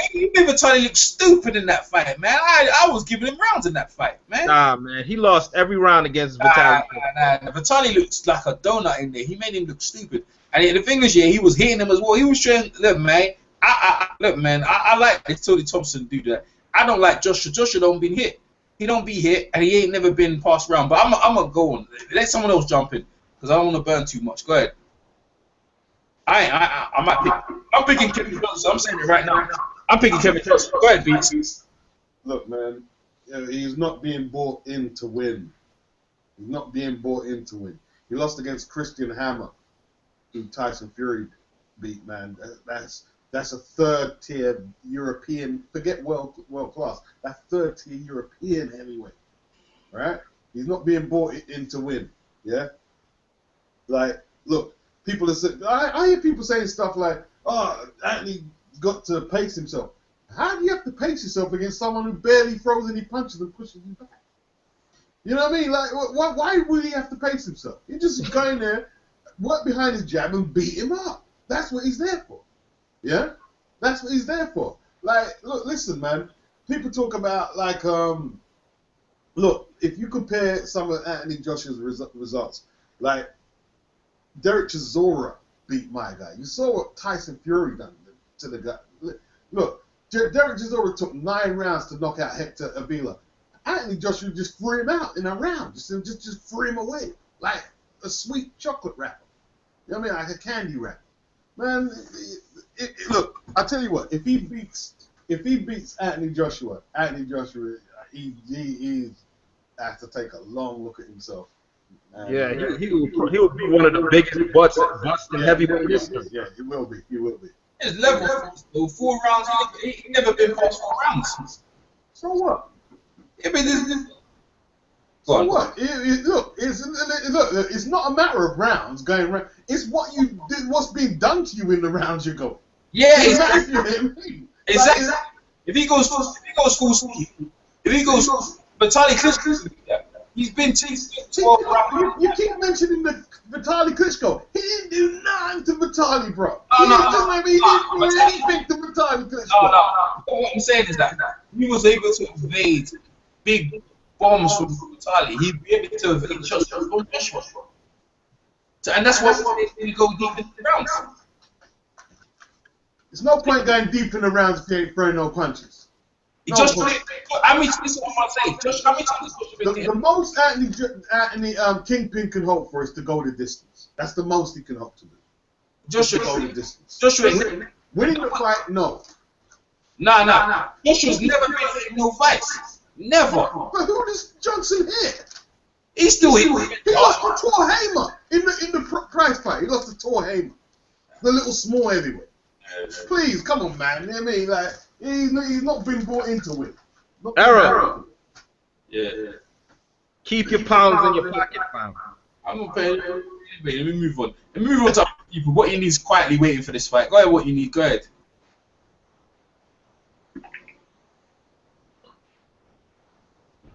This fight's just basically going to be either a stoppage or Joshua's going to go the distance. That's what it's all about. Maybe it's just a fight to see if he can go the distance with a defensive fighter. That's a good. It's Sum. a test. It's, levels, stepping it up in levels. That's all. That's a good summarization. I can't even argue with that. Beeb, go ahead, Beeb. I can't see Kevin Johnson winning this fight, man. He lost his last 3 fights. Wow. I can't make a case for him. I mean, just because a guy's never been knocked out before, I don't think that's a strong enough case to state that he's going to win the fight. You know what I mean? You don't have to get knocked out to lose a fight. It's not like the old days where fights would go on till one of the guys couldn't continue. This is a different era. I mean, I just don't see him winning. I just can't see the activity, the lack of punching, the lack of him throwing punches, the lack of activity. It's a big point in this fight, and Anthony Joshua is not going to just stand there when this guy's sitting there posing. He's going to take advantage of those lapses in action, and he's going to jump on him, and he has the strength and the athleticism to really have his way with a very faded Kevin Johnson at that. So I just don't see him winning the fight. I'm sorry. That's good. Michael, what you need? Go ahead. I just don't see Kevin Johnson winning at all. You talk about how many rounds Joshua hasn't gone. The problem is that Kevin Johnson will not fight at a fast enough pace to test Joshua's stamina. He doesn't throw enough punches. He is not active enough. So Joshua will win. I will not be surprised if it goes the distance. But ultimately, at the end of the day, Anthony Joshua, he's too big. He's too talented. He will do too much. And Anthony Joshua, Kevin Johnson, excuse me. No, he just doesn't throw enough. He doesn't fight at a fast enough pace. He will not test Anthony Joshua skill wise. He may take him distance wise, but I don't think that will be a problem. I do have some concern about Joshua because of his physique, because he has this thick, heavy muscle. Yes. And traditionally, fighters in general, particularly heavyweights, they have problems with distance, given that kind of physique. Yeah. But Kevin Johnson is not going. He doesn't have the style. He doesn't have the mindset. At the end of the day, to test that aspect of Anthony Joshua. Kevin Johnson is the wrong guy. Anthony Joshua will win. It will win by a big margin. Okay. T, I think it's T. You comment on the T? Nah, yeah, you've done it already. I think everyone's commenting. Another thing you forgot, Errol. Yeah, I think it's only an 8 rounder. Have they utilized the rounds? I think it might be only be an 8 rounder as well. When I check the book, they haven't put it out. I don't know yet. I'm checking that right now. So if it's I thought it was a 10-rounder, man, because that's what he usually fights. 10 rounders, man. I think this is a step-up fight. That's all it is. It's a step-up fight. What is his name? Johnson. He's not supposed to win. It's not about winning. It's about dealing with a veteran who is defensively a certain degree of defense. How does this prospect handle this defense of this veteran? That's what it's all about. That's the challenge in that fight. Yeah. It's not supposed to be about winning. I just looked it up, EJ, and it's a 10-round bout. Yeah, that's what I said. Yeah, it's a 10-round bout. This is what I'm saying. 10-round bout, and he ain't never used none of them because he's blurring out. And I remember you saying the same thing about Nick. About who? About Nicholas against Danair. No, I had Nicholas winning. I know, but you didn't have that knockout. No, I didn't see the knockout. But Danair, you was like, Danair ain't never been knocked out, and Nick ain't been past X amount of rounds. Yeah. You're right, but I was rolling with Nick though. I mean, for me, it was just me and you. I swear it was just me and you fighting people off. We were. Don't try though. Yeah, I know that. But look, I was right to say that stuff though, but he passed all the tests though, ain't? Yes, he did. And I think Joshua's going to pass the test on this one, Father. You know why I keep saying this, yeah? Because you know why I keep saying it? Because, like, a lot of people, they look at Joshua with that muscular frame like Bruno, and I see that shit start going against you. And the thing is, yeah, I'm telling you, bro, like, he don't like getting hit. I know, like, Kevin King ain't got no power. But what I'm saying to you is that the guys he's fought, he basically has never been hit in the ring. He's been hit, like, 5 times ever. If it's a 10-rounder, like Thingy is gonna pull it, he's gonna hurt him, like he's gonna put some punch on him, and then we'll see something. But it's a big ask for Kingpin, man. But you're not supposed to like getting hit, man. But you know what? I'm gonna meet Kingpin get hit as least as possible. Hey, look, they got media workouts all over London, so I'm gonna go down there. I'm gonna make sure on the last day, me and Kingpin go hang out and we'll try and get some video footage. We'll sit down with Kingpin, and me and Kingpin gonna devise a game plan, try and make this money here, man. Cause me and Kingpin hang out. He said he wanna hang out with me and take me around. I goes, I go take him around London so he can meet some of the girls around there. So we're gonna see how that gonna work out. All right, let's move to the last. Hey, don't introduce him to no Sketel in a star. That's what he said he wanna see. He wanna see Sketel. Boom. Anyway, yeah. Let me move on to the next fight. Yeah. All right, Linares versus Kevin Mitchell. Beeb, you start that one off, bro. You know, I was a big Kevin Mitchell fan. I've always been a big Kevin Mitchell fan. I picked him to beat Ricky Burns. I was surprised when he didn't beat Ricky Burns. I think Kevin Mitchell's got a lot of skills. Sometimes he's a little bit too brave for his own good, but you know, he's another one of those guys that's very versatile. He can fight, you know, from inside and outside very well. Got a great jab. You know, Jorge Linares is another guy who's very skilled. He may be more skilled than Mitchell, but the problem with Linares is the durability. You know, he gets hit and sometimes he just short circuits, and his face busts up very easily. He's got a lot of scar tissue on his face. This is a tough fight, man, isn't it? Wow, it's a real tough fight. You know, at this stage of their careers, though, they've both somewhat shop worn. You know, they've both been stopped before. They've both been in wars. Now, what it boils down to is, you know, who's the more skilled fighter? Wow. You know what? I'm gonna go with Linares here because I think he's a little bit more sharper, and I think he's more skilled. I think he's quicker. I think he may have a little edge. The power is really close too. Wow, this is a tough one, but I'm gonna go with Linares. I think Linares is just that much sharper. I think you know, he's got the height and reach advantage, and I think he's really good at keeping the fight at a distance when he's the more skilled fighter. But Kevin Mitchell's kind of rough and rugged too when he wants to be, but does he still bring that intensity? You know, does he still have it in him to bring that intensity, I should say? I'm not so sure. I'm not really too scared about the venue in this one. I think that he may be a little bit worse for wear, you know, compared to Linares. I think he may be a little bit more sharp one than Linares, so I'm going to go with Linares. Yeah, that's a good man. Kevin Mitchell, every time he steps up to big fights, he always loses, man.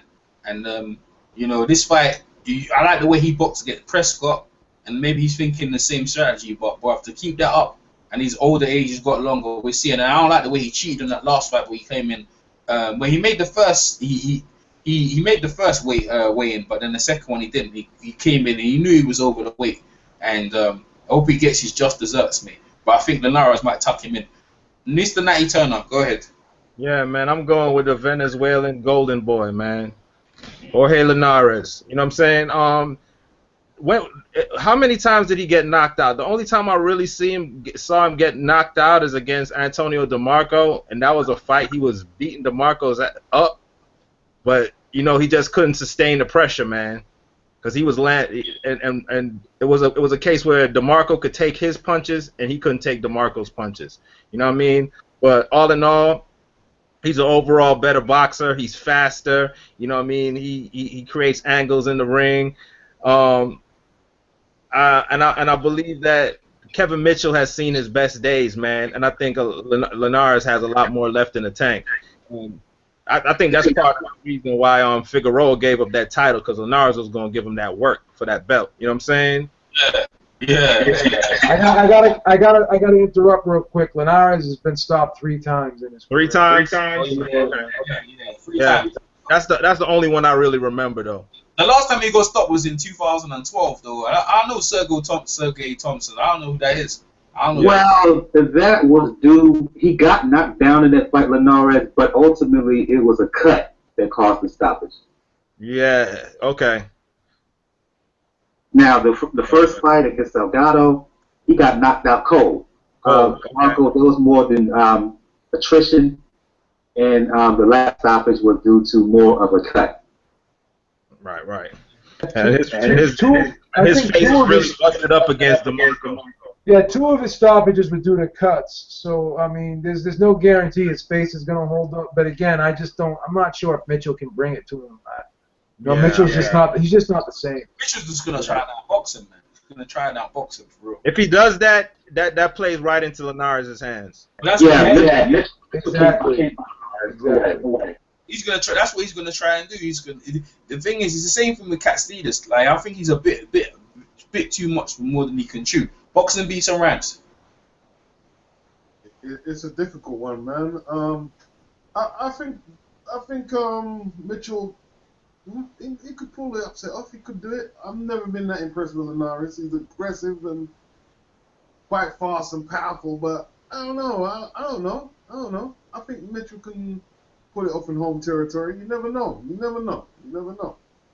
But I won't be surprised if it went either way and Linares just ripped him up at either. So I don't know how to pick this one, to be honest with you. Okay.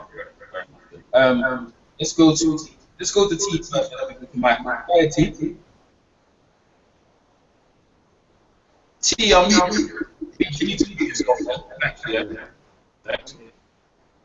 Go ahead, T.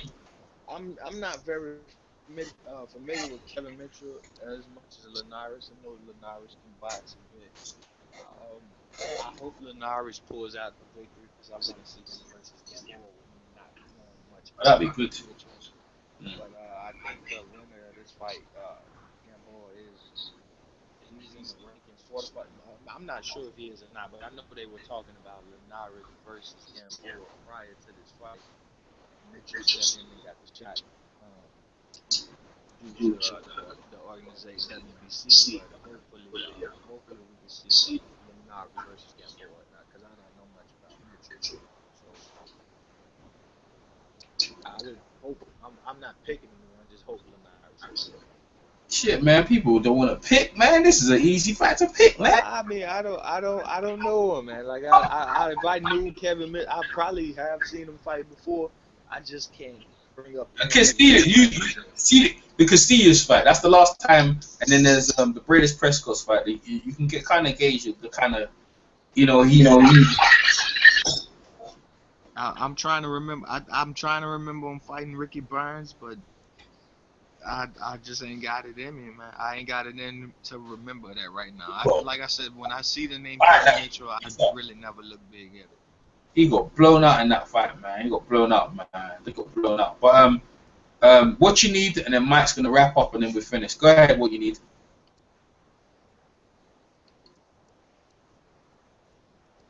It's to me, it's a good fight. I think it's one of those good fights. I don't see it as a mismatch, if that's what people are talking about. I think it's a good fight. Isn't it it's in England too. It's in Mitchell's backyard, so yeah, so that works in his favor as well. Mitchell hasn't really. Who has Mitchell beaten? That's really a big name or credible. British Prescott. British Prescott. Yeah, I think. I don't know. What names in that? I think it's British Prescott is the biggest winner that beats. He thoroughly outbacked British Prescott. Yeah, Prescott. Yeah. That's it. John Murray. Estrada wasn't all that. Estrada got beaten up by Figueroa, so not. Greatest that was against John Murray. John Murray was done, man. Brandon Rios bashed him up a long time ago, but he ain't got no names like names. I was just saying that because Murray was undefeated when they fought Mitchell. So. Nah, he wasn't. He lost against Brandon Rios before he came into that fight. Brandon Reyes bashed him up, and then he came into the. Yeah, Brandon smashed him up, man. Yeah, Brandon smashed him to bits. But go ahead. Sorry. Go ahead. What you finish off? Well, I still think it's a good match. I mean, he beat Estrada. No, I don't know if people expected him to beat Estrada to start with. So, I mean, you never know. So, Jorge Linares is the champion for a reason, but Jorge Linares, he doesn't have the greatest chin in the world, so you just never know. We know Mitchell's a fighter. He's got to, mentally he's tough, so we'll see what happens. I think it'll be a good fight, though, to watch. It's going to be. I think the biggest caveat. I'm sorry, Beats. I think the biggest caveat here is Linares' face, because he busts up a lot in fights, and if he busts up in this fight, the ref could stop it. You know what I mean? That's the one caveat that makes this fight, and as well, what you need said the chin too. So that's the thing. There's a lot of caveats here. There's big question marks in this fight. I favor Linares, but it's not an easy fight. I don't see it as an easy fight to pick. Go ahead. What you need? You haven't picked no one like. See Michael and camera here. So you want me to pick somebody? That left me for a second there. Yeah. You ain't picked. Have you picked anyone? Well, I thought it was. What you need, Mike? I was asking what you need. Go ahead. What you need? You're not gonna pick no one now. No, I guess. Me? No. Nah, I'm not gonna pick nobody. Fair enough. All right, Michael, go on. Michael, finish up. Give me a quick second. When I look at this very interesting fight, Mitchell and Linares, when I look at Jorge Linares, to me, Linares to me is the most talented lightweight in the world. And just from a pure physical and skills standpoint, he's one of the most talented fighters in all of boxing. Mitchell is good, but I just think at the end of the day that Linares is better. The difference is the hand speed. Both have shaky chins. Both have been cut. But I just think that the skill set of Linares, the speed of Linares will be the difference at the end of the day. Mitchell will be sky high fighting in his home country. But for me, my pick here is Jorge Linares. Jorge Linares will win by decision. I just think Linares is, with Terrence Crawford leaving, I just think that Jorge Linares is the best lightweight in the world right now. So I'm going to go with Linares by decision. By decision, yeah, man. Well, you know what? Finding out of was with Tekken, the Japanese promoting thing, and I don't know if they lost the purse, but they don't look good fighting. But Mitchell's just shown to blow it when it comes to big fights, man. Shown to blow it. I know they've got it even.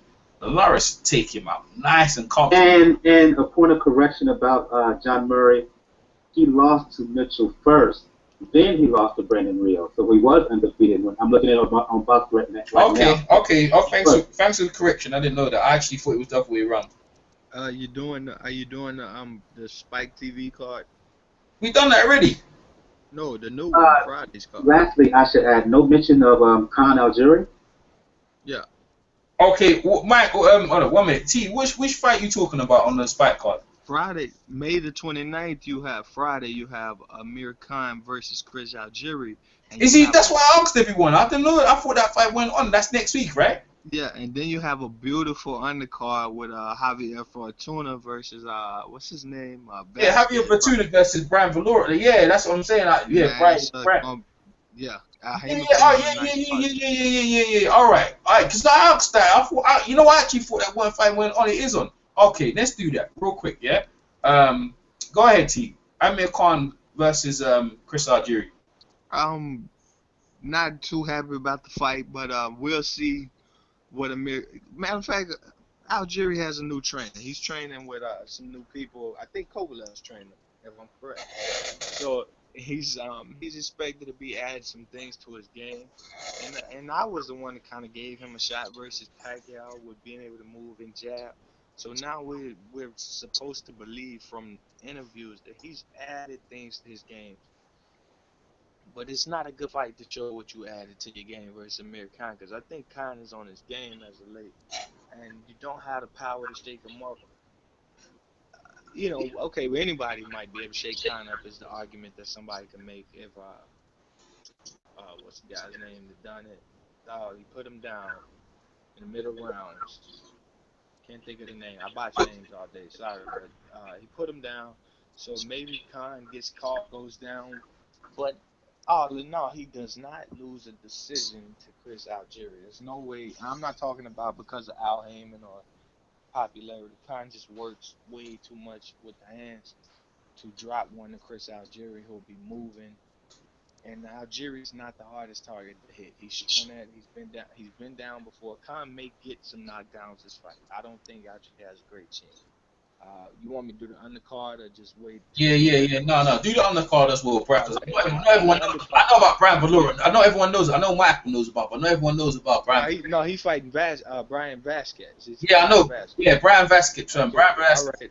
All right. I don't know a hell of a lot about Vasquez. I've seen him 2 times, I believe, but not much that I think he's going to give Fortuna problems unless Fortuna lets him. And that's easily done. Fortuna and Khan have the same problem to me. Well, Khan used to have this problem. They like to fight. They want to put on a damn show. And Fortuna is one of my favorite fighters. Him, Gamboa, those type of fight, my favorite fighters. Those kind, Fortuna's a badass. He makes some people quit. Sometimes he just shows you he has hella skills. Then sometimes he goes out there, he fights, and you beat him up, he beats you up. He'll come off the canvas, he'll deal with a cut. He's just a fighter. In this fight here, I hope he doesn't take no punishment and just show the world, hey, I'm the real deal. But that's just not him, man. I think he'll pull out the win. But I wouldn't be surprised if he touches the canvas or gets hurt in this fight, because he will throw skills out the window to give you a performance worth seeing. And he's like a spider in the ring, man. You see it, you don't want it to come, and it comes. Like it's you know, I never seen a spider shoot his web before. But every time I look at him as a spider, he shoots his damn web. And that's what I want to see out of a fighter coming up in the ranks, and he just go for it, man. So like Amir Khan, like I said, he'll leave that chin out there, he'll get caught. Luckily for him, he has the better chin than Khan maybe, but it's more and more I want to see this keep him progressing. I think he's fighting at 130. He's still at 130 right now, I believe. So if 126 guys come up, he's a good fight for him. No 130's not deep, but maybe he gets a belt. So hopefully, but I'll go with Khan and then Fortuna. He's on undercard, Brian. Fortuna is the underdog in this fight. I actually, Brian Velasquez, they think he gonna bomb him up, but I don't think so. I don't think so. I think Javier Fortuna is well seasoned boxer, but we'll see. Michael, go ahead. Amir Khan versus Chris Algieri and Brian Velasquez versus Javier Fortuna. I guess he came off Skype. He'll call back in a sec. Let me call him real quick. Let me call back. Yo, anyone else to jump on this one? Let me pick someone. Not the opponents. Amir Khan. Amir Khan versus Algeria. Well, I see Amir Khan. You know what I mean? Like, he should win this handily, man. He should win it handily. I'm like, I don't know, but Amir Khan's unpredictable as well. But he's been doing a lot of good work recently. Like, he's handled tougher of a position in terms of Devon, and I think Louis Collazo is better than Algieri. But who knows? Maybe Algieri's making a few adjustments and improvements, and so maybe he might put in a good account for himself. Who knows?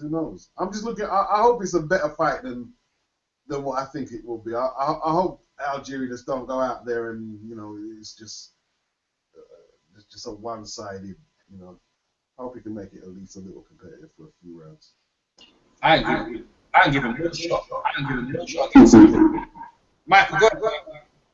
I like the way Khan's been fighting lately with Virgil Hunter in his corner.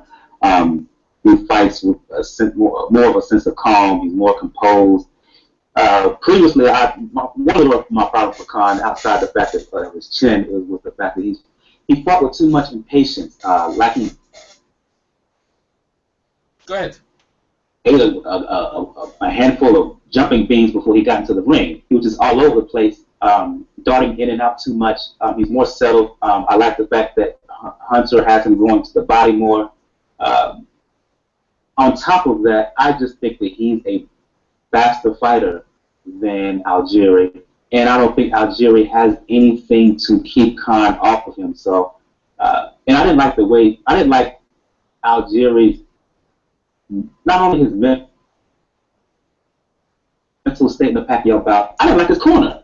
I didn't like his corner at all, at the piss poor advice that they were giving him. So when I look at this fight, I just don't see anything good for Algieri in this fight. I just think Khan will he will win, and he will look very good doing it. Speed, overall ability. I think Khan is strong at the weight.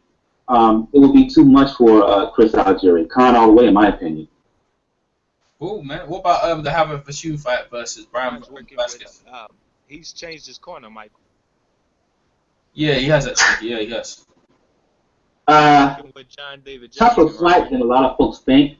For me, who the bookies have as the favorite going in? Oh, going into that fight there? Which one? Fortuna Vasquez fight. They got Vasquez. Vasquez is a big favorite, man.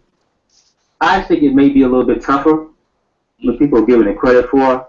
I think Vasquez will win, but I think Fortuna will give him a little bit tougher bout than most people think.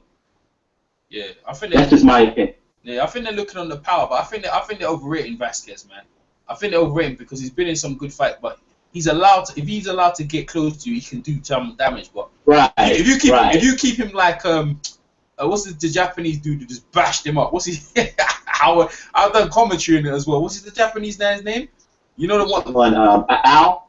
No, the Japanese dude who's had the double. Uchiyama. Yeah. I say this. Fortuna will fade. Fortuna will fade. He's not as good as he has looked in his last couple of fights. I think he's not close to the best in the world at 130 pounds. And again, I just think Couture will give him a little bit tougher fight than folks will realize. That's just my opinion. I think he will win, but it won't be easy. Yeah. Go ahead, T. You just gonna make a point? Yeah, I was telling them first. I was telling them that Khan has a new corner instead of the guy who kept him in the cage all night long. He has Sergio. He has Sergio's corner. He's working with John David Jackson in his camp now, and also I was trying to tell him that if Vasquez is a pressure fighter, Fortuna is a bottle rocket. He's quick. He'll blow the load and he'll fade. And if you see that happening, that's when the face gets cut. That's when he starts fighting. It could be a close fight, but if Vasquez doesn't take to getting jumped on early, well, yeah, they're wrong on the cards. But as far as your Khan point, not liking his corner, I don't think he wins even if he starts working with Jesus tomorrow. But he does have a new trainer though. You guys are funny, man. You guys are funny. No, he's just not gonna beat him at Khan, man. Khan's the output. He gauges range so well. How can I expect you to gauge range versus Amir Khan, who's almost closer to 5'10", maybe is 5'10", and you couldn't gauge range versus a 5'5" guy, and you're 6 foot nearly. I can't trust you to do that. It's true, man. It's true. It's a good point, man. All right, what you need, dying? Do you guys think that? Go ahead. Do you guys think that maybe based on this performance that maybe Amir Khan will get a Mayweather or Pacquiao fight? Nah, man. Based on how he performs? No. It's out the window. No. Because if you think about it, it's not out the question. If you think about it, Keith Thurman is fighting Louis Collazo, and Kell Brooks fighting Frankie Gavin. So I mean, I guess it's who performs better. Nah, he's getting a rematch with Pacquiao probably, man. He ain't getting nothing. I don't think so. If he was to knock out thing in like the first round cold, like they'll make a statement, but he's more or less getting a Pacquiao thing, but not with a Mayweather, if anything. That's what I feel. But go ahead. What's your take on Amir Khan and the Algeri and Vasquez? Go ahead. What you need. I don't really want to talk about Amir Khan versus Algeri because it's a mismatch fight, so I'll leave it at that. With the Vasquez versus Fortuna, yeah. I favor. I know this sounds strange, but I favor Vasquez over Fortuna. That's how I see it. But Fortuna is he's a great fighter, like everybody was saying. I kind of agree with almost all the points everybody made on Fortuna. So I don't really have much more to say on that, really. Okay, Beeb, to wrap it up, the last fight of the night. Go ahead, Beeb. I can't really look at this fight and give Algeri any chance. I don't see one area where he has an advantage over Amir Khan. One thing that Amir Khan, I think, has really learned to do, especially under Virgil Hunter, is control the pace of the fight. When he doesn't like how the fight's going, he has an uncanny ability at this stage of his career to slow it right down.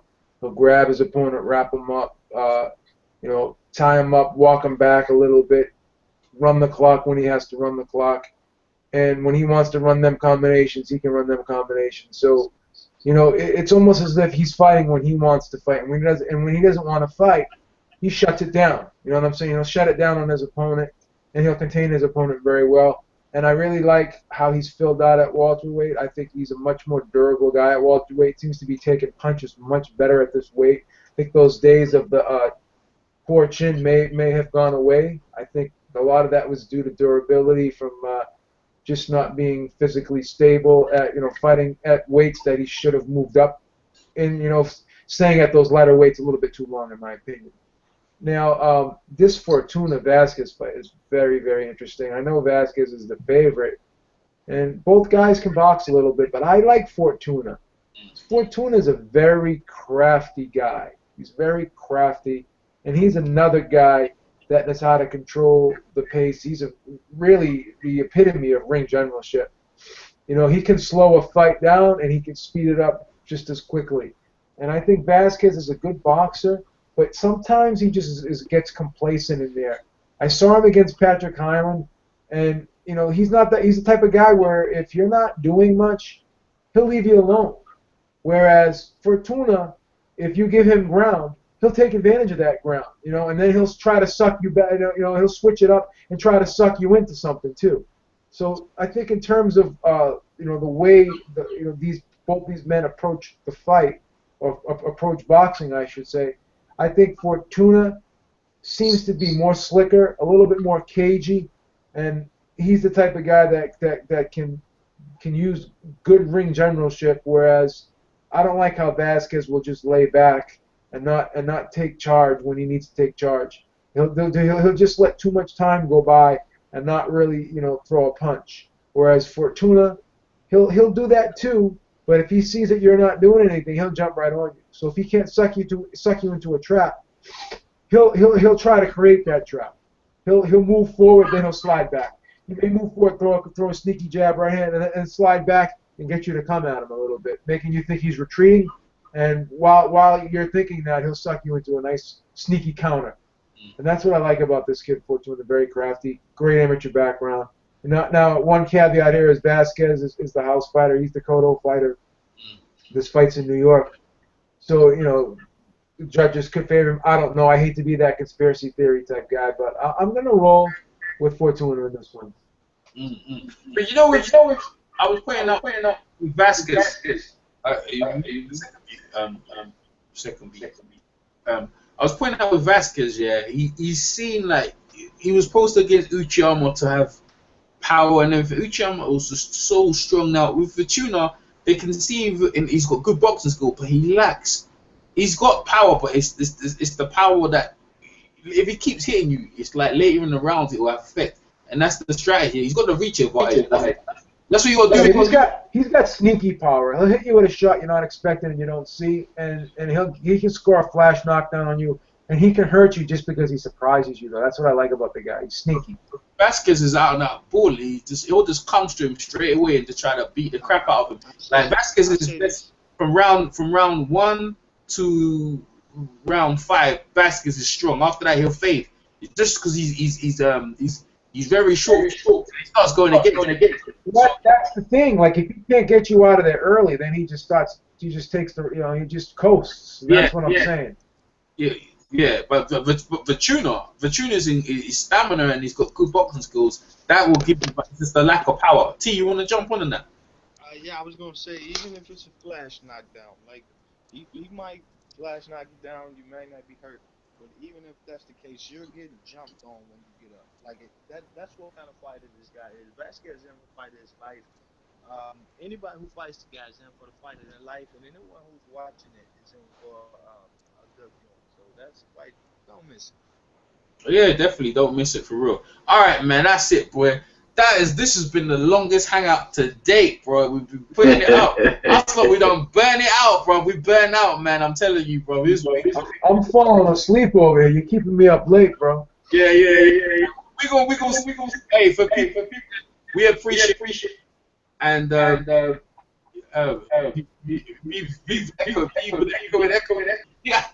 me. All right. So, obviously, we're gonna let everyone let where you can find everyone. And T, I'm glad you jumped in finally and got your stuff sorted out. T, so you got a YouTube channel now. You must have, because you wouldn't be on this.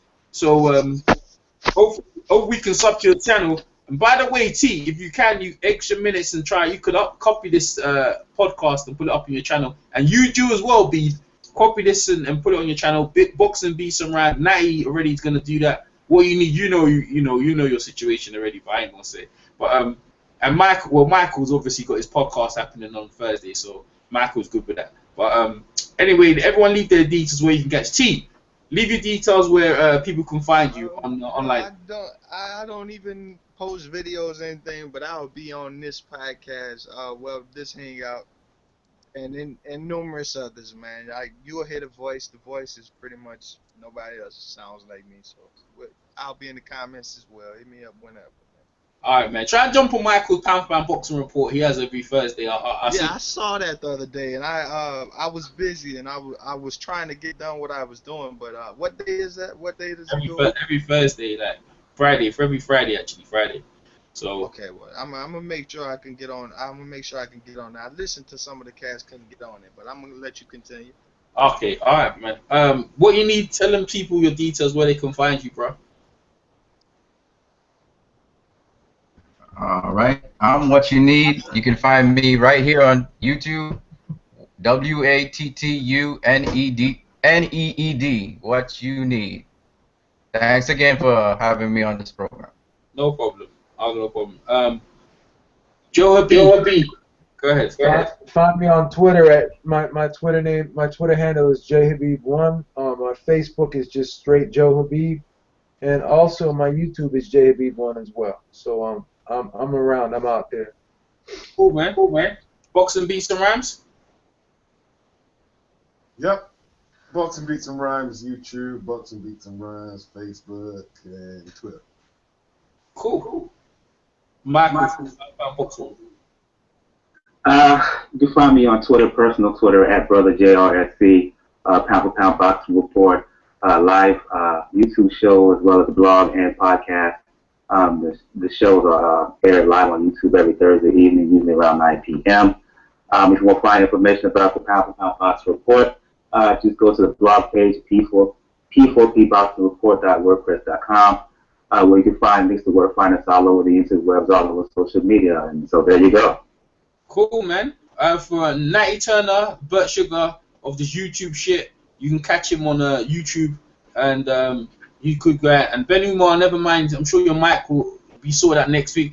And next week fight, stay tuned for next week to see if our predictions come true. I hope you you enjoyed this long podcast. Should I say hangout? And we thank everyone for coming over. I'm EJ Boxing Live, and I'll catch you guys next week. All right, peace.